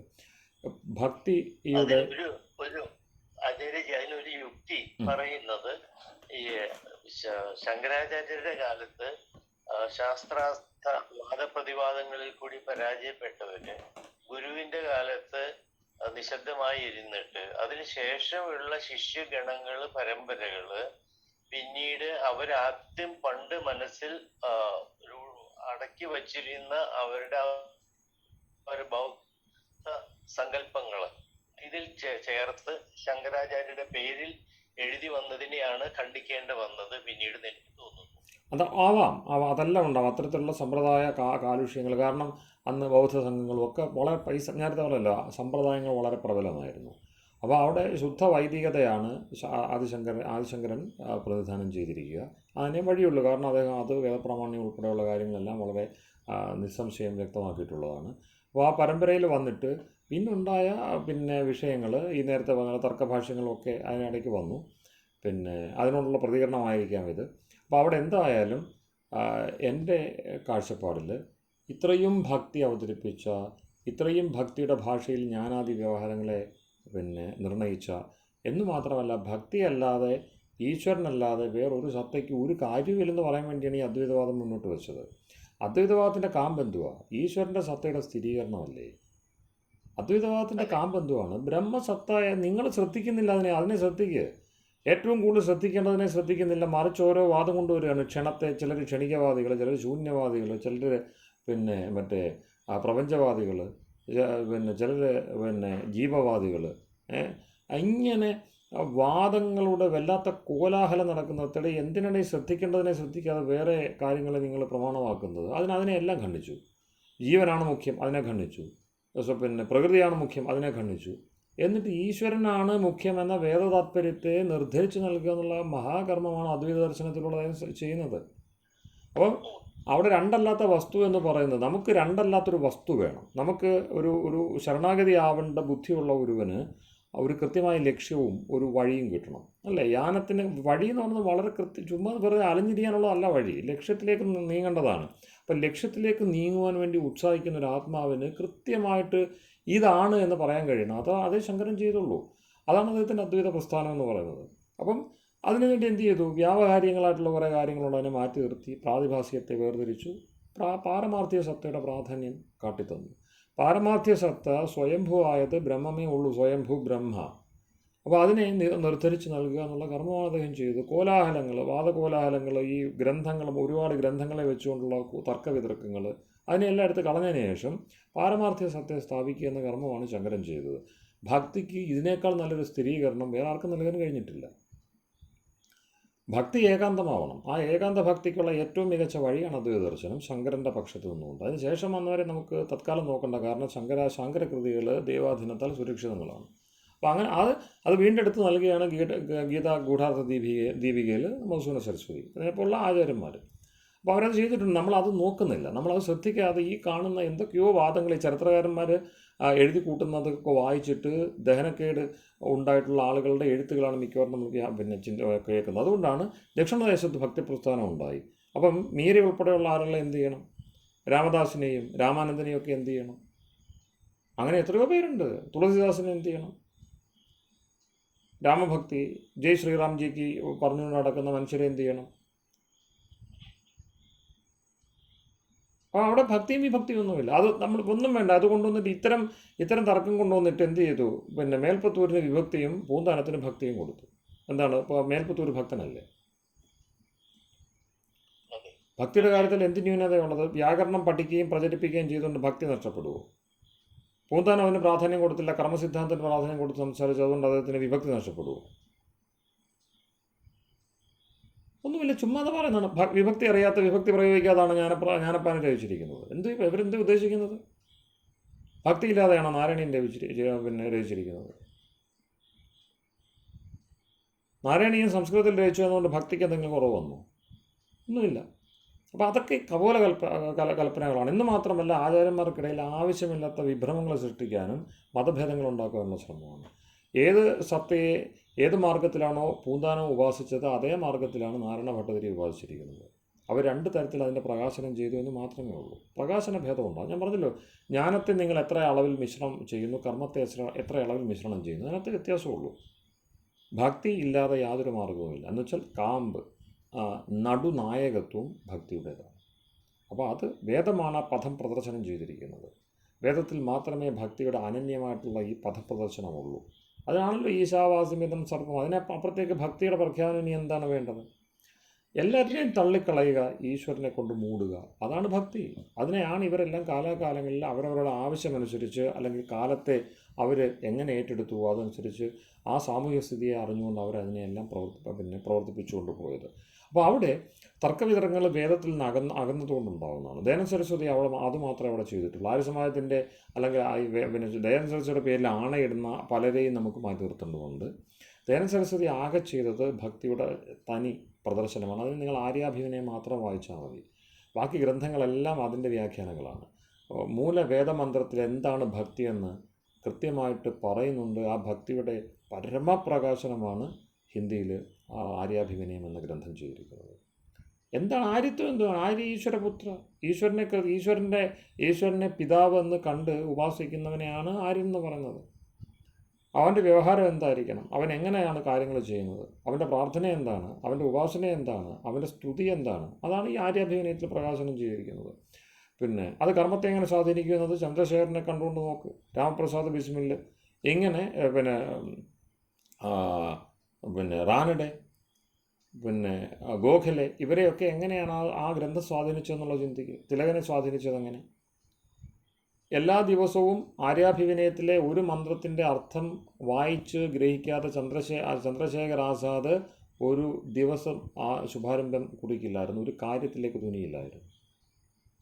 ഋഷി ദയാനന്ദൻ എഴുതിയ ആര്യാഭിനയത്തിൻ്റെ ഒരു മന്ത്രമെങ്കിലും വായിച്ചുറപ്പിക്കാതെ, പങ്കുവയ്ക്കാതെ ചന്ദ്രശേഖരൻ്റെ ഒരു ദിവസം ഉണ്ടാവില്ലായിരുന്നു. രാമപ്രസാദ് ബിസ്റ്റിൽ അതുപോലെ. അപ്പോൾ എത്രയോ അപ്പം വിപ്ലവ പ്രസ്ഥാനങ്ങളെ ഉൾപ്പെടെ അത് സ്വാധീനിക്കുന്നത് എന്തുകൊണ്ടാണ്? ജ്ഞാനം കർമ്മം ഇതിനെ എങ്ങനെ ചേർത്തുകൊണ്ട് മുന്നോട്ട് പോകണം, അതിൻ്റെ രസഭാഗം ഭക്തിയിലൂടെ എങ്ങനെ ഉറപ്പിക്കാനാവും, ഇത് വേദത്തിലൂടെ അല്ലാതെ കിട്ടില്ല. അതുകൊണ്ടാണ് ഗീതാ ഗൂഢ അർത്ഥദീപിക.